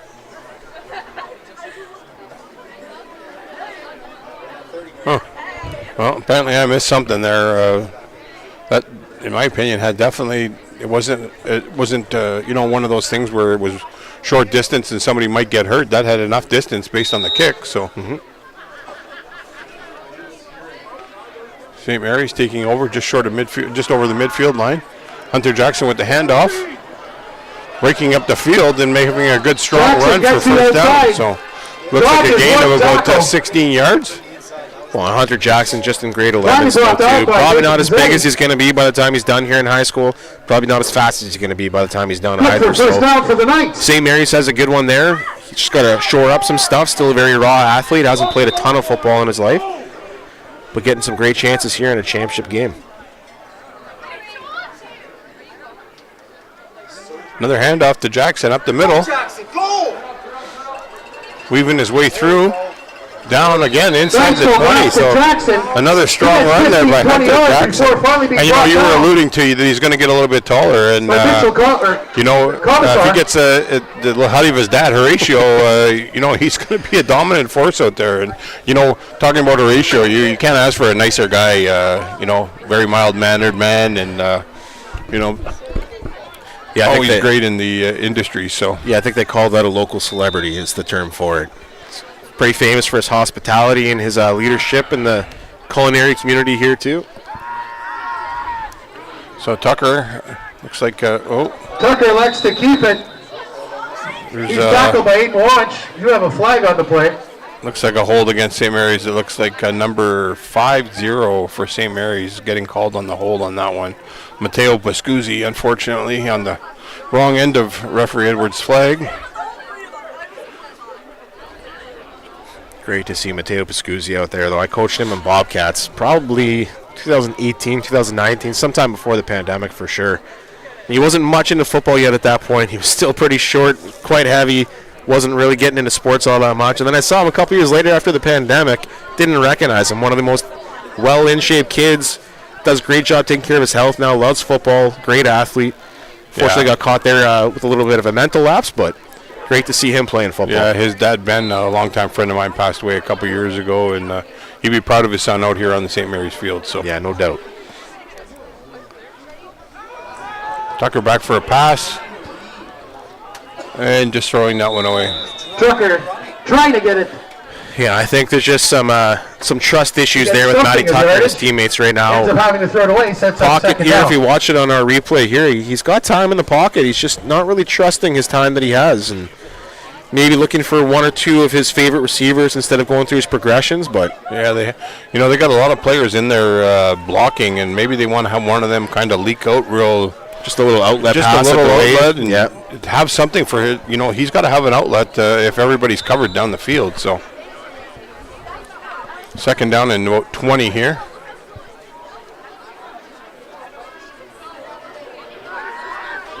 A screenplay set up to McPherson and Korah all over this play. It looks like A.J. Cachamilio and quick little pass to McPherson and Jack Metcalf all over reading that one. Jack Metcalf.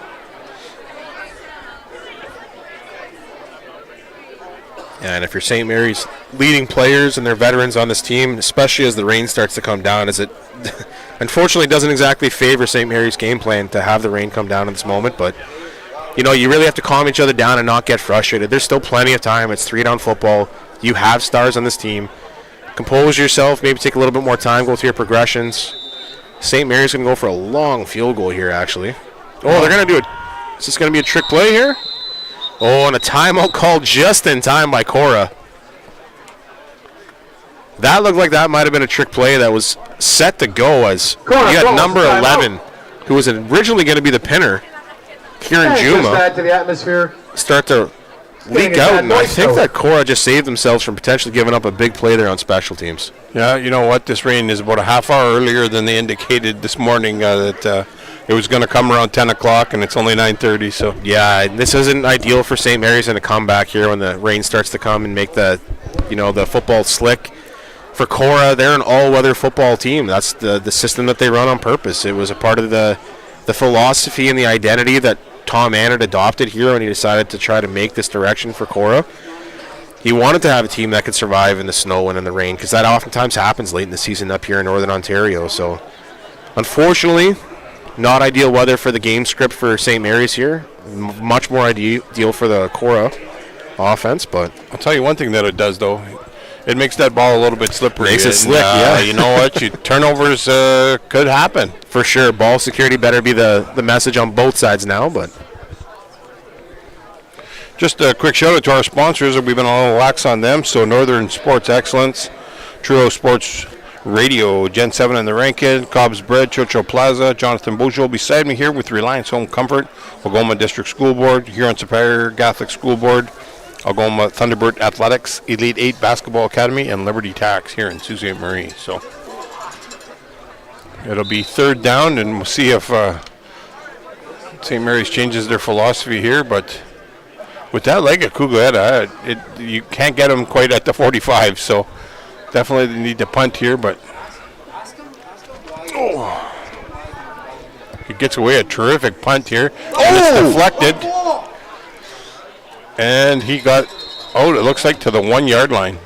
Oh, that was almost a disaster there for Korah, fumbling a punt reception, and now we got a couple of guys down here for St. Mary's, unfortunately. Okay, we're going to send this to our booth. All right, we got an injury timeout. Got an injury timeout here, so we're going to take a pause.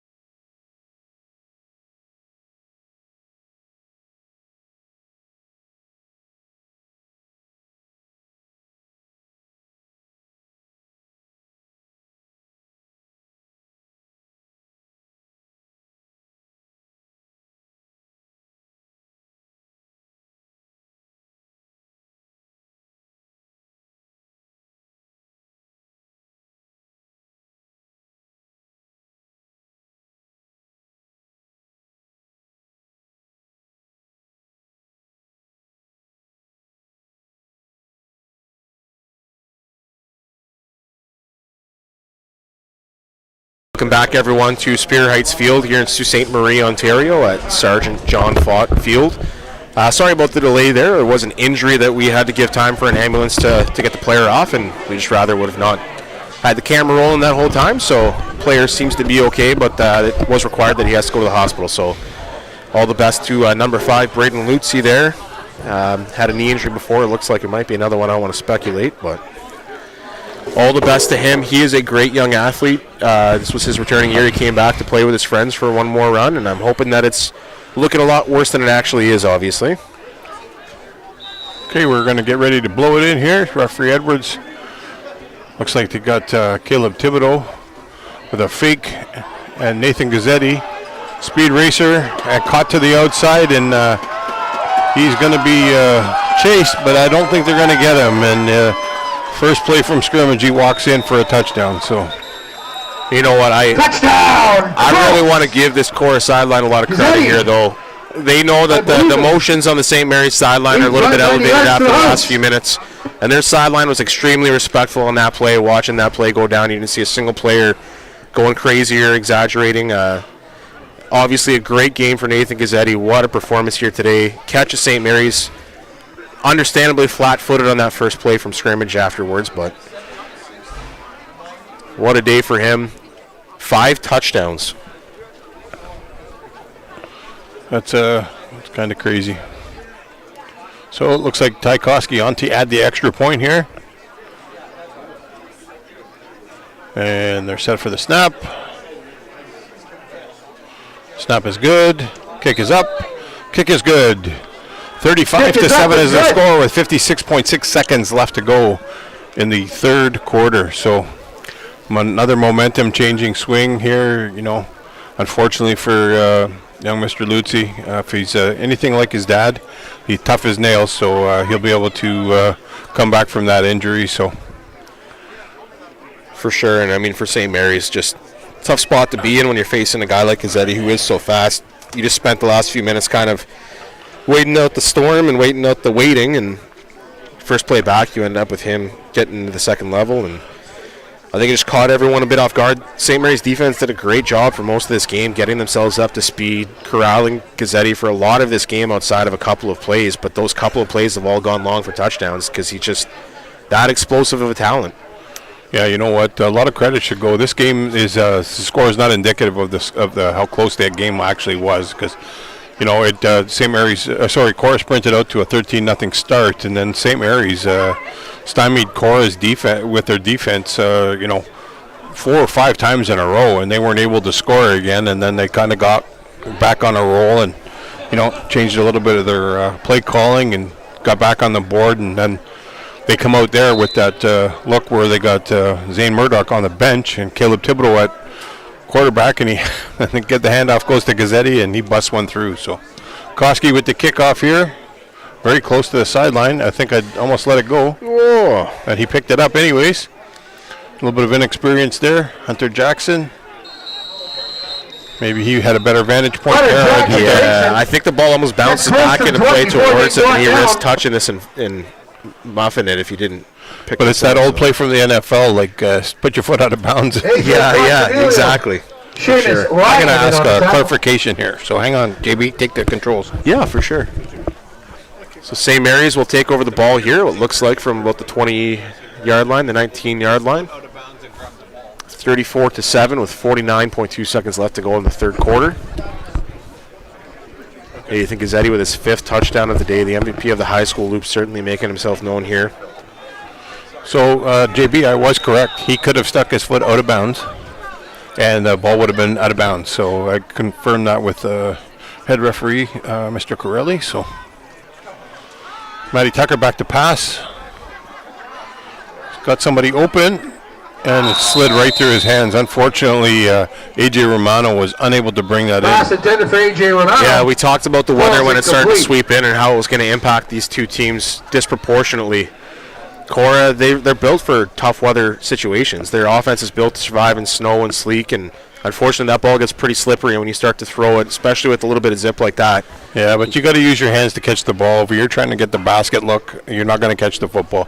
I've always preached that. You have to get your hands on the football and try and absorb it in and then pull it in and hold it in. That went right through the hole that he had targeted there. Right through his armpit, yeah. Tucker with a quick handoff here to the 25-yard line. Jackson with a good hard run gets to And I like that they're continuing to incorporate Hunter Jackson and that's third quarter. You know, we kind of called it right before they started to get close. Again. He's that type of player where if you're trying to chunk away at this team right now, you need a downhill runner, somebody who's going to take on linebackers and get you extra plays for 5-7 yards.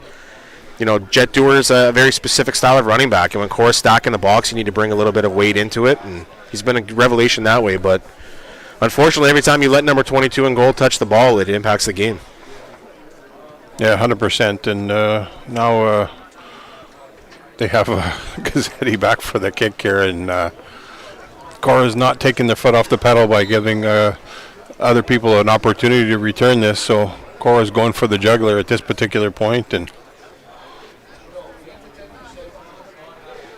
looks like this will be the last play of the third quarter, and then we're going to end up flipping the dish. And it was a fake to Hunter Jackson.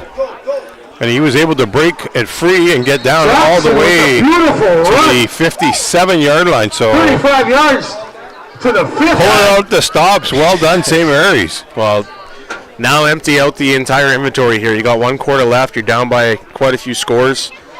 Hunter Jackson really showing up here. Grade 11 taking over this game here as an offensive weapon for St. Mary's. So might as well let the young players get some experience here, because at this point, a 4-score game in the fourth quarter seems. Well, you know, Hunter Jackson comes opportunity, and he was able to break it free and get down all the way to the 57-yard. Yeah, no doubt. So we're flipping the dish here, folks. We're going into the last quarter. 34-7 is the score currently.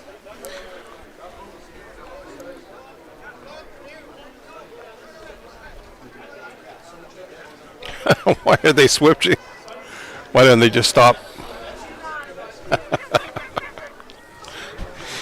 So, Sticker getting all set up here to go. Yeah, they're going to take it on the 51-yard line. Tucker with a handoff to Hunter Jackson. Oh, my goodness. That was a violent collision. Nathan Gazzetti and Hunter Jackson, both full speed. Jackson got a few hard yards before being hit by Nathan Gazzetti. Obviously, we've talked about his offensive contribution here today, too, but he's an MVP for a reason. Earlier in the first or second quarter, I can't remember it, was able to jump down on a swing pass, laid a big hit that jarred it loose as well, and then he also had a hit on Hunter Jackson there on that return as well, where the fake punt where he knocked him out of bounds. So Nathan Gazzetti showing he can lay the lumber as well as a defensive player. Yeah, you know what? In his career, as much as he's a running back, a lot of people are needed for specials, and if he happens to get to that next level and decides that's where he wants to go with his career, specials might be an opportunity for him to get on the field even more. So. Yeah, and he reminds me a lot of a player that you coach too, Michael Nicoletta. Explosive running back, great offensive weapon, but was also a willing safety who was capable of stepping up and getting involved in the run stop on defense too. Yeah, and for guys who weren't gigantic, they sure packed a punch. Michael was I've never seen a kid that size hit that hard. His brother might be one of the only comparisons. Nick was an elite athlete as well there in the program. So we're going to see if St. Mary's actually goes through with the punt on this one. It wouldn't surprise me to see them not. But they do have Micah Cuglietta back. Korah crowding the field here.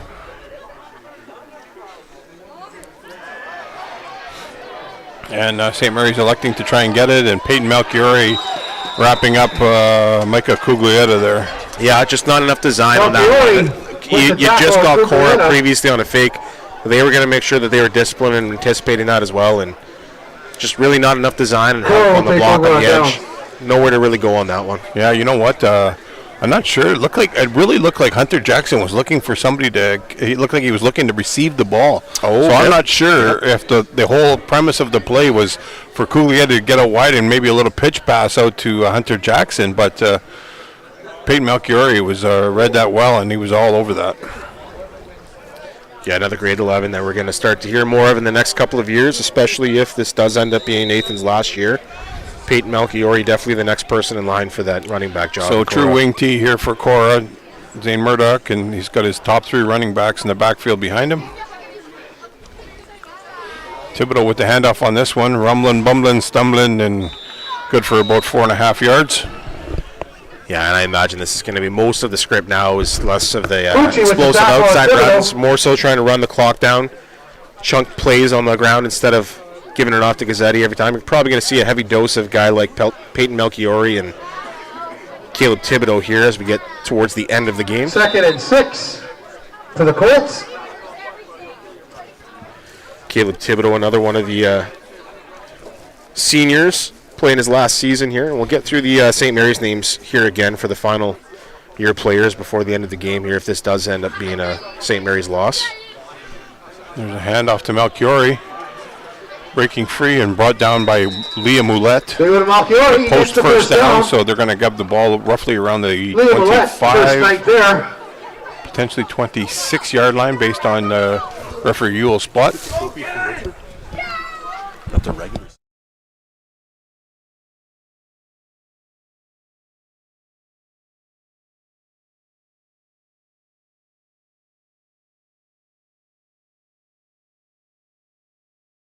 First down from the 27-yard line. Zane Murdoch under center.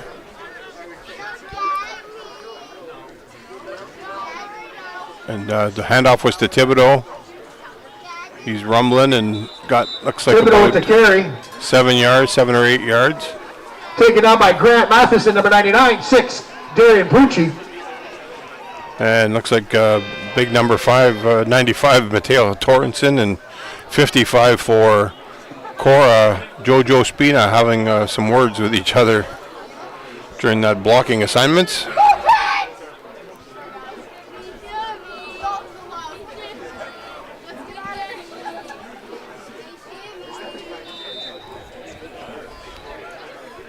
So, 2nd down and about 6 yards to go here.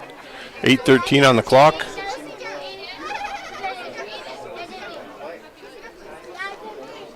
Little pitch pass out to Peyton Melchiori, and looks like Darian Pucci able to drag him down, but I'm not sure that he didn't get a little hand in the jersey or potential face mask. Can't see from over there. We'll have a look on the replay perhaps. Pucci, we do have a flag on the play.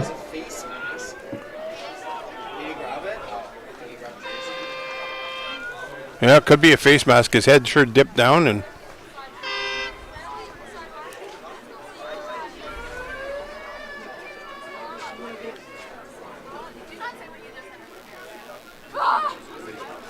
there it is. So we did, in fact, get a face mask indication from referee Edwards. That'll back them up. And that's going to give them another first down here. Looks like they're positioning the ball somewhere around the 7-yard line. So I don't think you're going to see any passing going on here, JB. I think a straight run here. Yeah, that would be my intention too, is just run this clock down as much as I can. Eat as much of it as I possibly can with maybe Caleb Thibodeau here. Oh, that was to no, that one was to Melchiori. Yep. And he got swallowed up there in the middle by big Grant Matheson.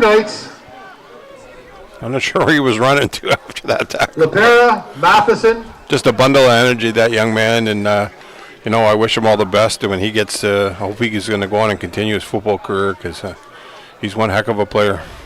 Tackle for loss. And for those who don't know, NASA semifinal for senior, November 9th here at Sault Ste. Marie. Same with the junior NASA final. The winner of the senior NASA semifinal will get to host the NASA final. And that would be November 16th. So, handoff to Gazzetti, out to the corner. And I'm not sure he made it in. I think he was out at the... Oh, there it is. There's the indication. Yeah, they call him in there. Touchdown, Korah! My goodness, what a day for Nathan Gazzetti. I mean, again, if this does end up being his last game in Sault Ste. Marie High School football, what a way to go out. You know, we're talking about I think earlier in the game I made kind of a comment off that to Gazzetti. This game was close enough. You corner. might end up seeing this be a 7-touchdown performance for him, and we're getting up I'm close not sure to that he number made it now. in. I think he was out.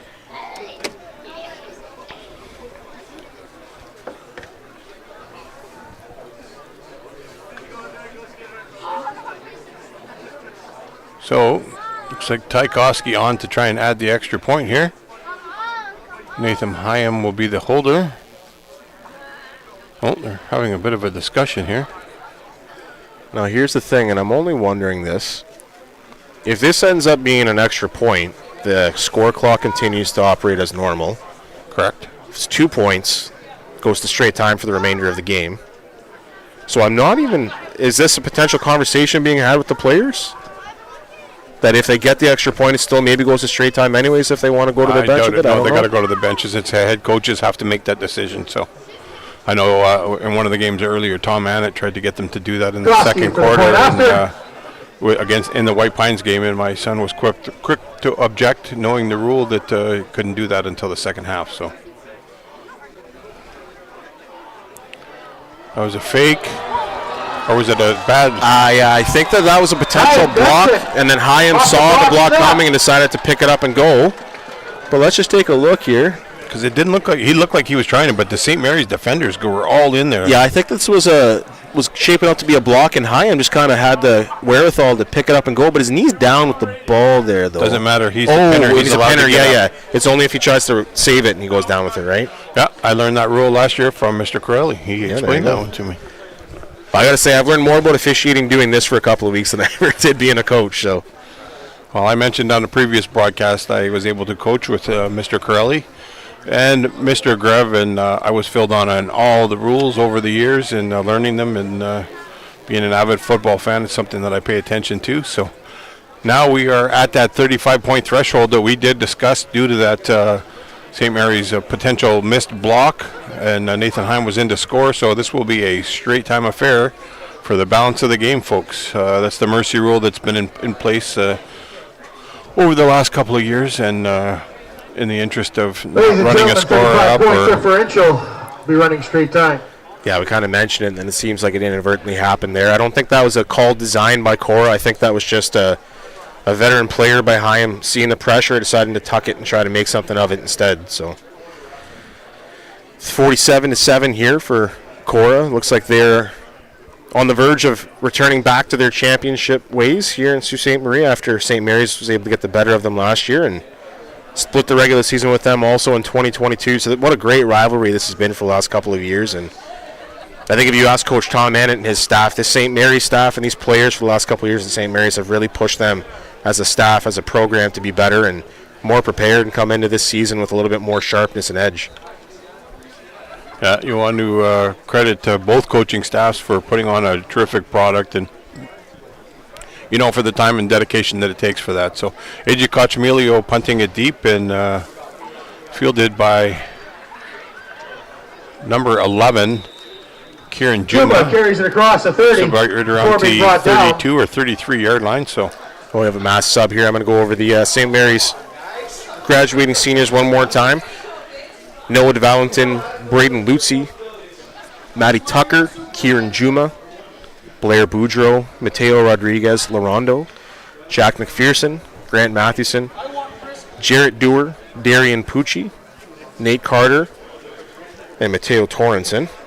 So for the Korah team, Liliana Sachin, Ethan Carbone, Jack Metcalf, Ethan Carkidi, Owen Andriola, Ashton Sachin, Aiden King, Bishop Pennell-Berry, Bishop Commissar, Ty Koski, Parker Rushton, Mason Bataccio, Caleb Thibodeau, Johnny Lesnick, Dylan Fleet, and Miguel Bedard.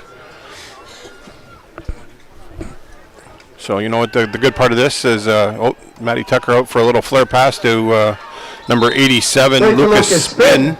But the good part about this is that both of them were allowed to, both teams that have these graduating members are going to be able to experience a championship in the senior division. So, yeah, and that's the one great thing for this St. Mary's group is these grade 13s. They were a part of a championship team last year. A lot of them with the SaberCats squad that won in 2020.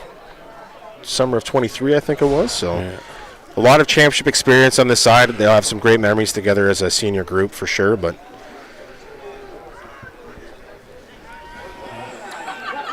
Matty Tucker tucks in runs, and he's breaking for some daylight here, trying to get some runs, and brought down there by number Tucker against 31 for eventually run out of bounds at the Korah, 45-yard line by Cam Williamson.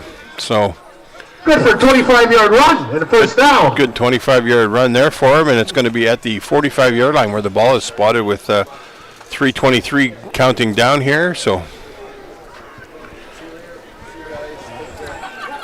Matty Tucker tucks in runs, and he's breaking for some daylight here. First down, trying to get some runs, and brought down there by still fighting. Love to see the grit and determination from them. We just got the 3-minute warning from referee Edwards. The snap is up. Tucker with a quick flare out to 87, Luke Spin. Back to Spin, he gets down around the 30. And back by 21, Kinnunen. Some shenanigans going there on the interior line. Big number 65 for St. Mary's, Kent LeBlanc, and I think it was number 51, Leo Bregnaca. yeah, in these last couple of minutes, I think you'd be reasonable to expect that both teams start to rotate in some seniors and some players that maybe were not on the field so much in the last couple of weeks. And looks like we got a timeout. Timeout being called For Korah. So, not sure whether they're calling a timeout with 2 minutes and 18 seconds to go. Hopefully it's to get players on that haven't played. yeah, that'd be my guess, just getting in some opportunities for others. And it's not like they're preventing a donut on the board here, so the score has already been scored on. So I hope this is to get players in, and I've always been an advocate of that. There's a lot of kids that sit the bench the whole year and don't get a chance to get in, and when you're in an opportunity to say you're part of a championship, you definitely want to get some playing time. So Yeah, no.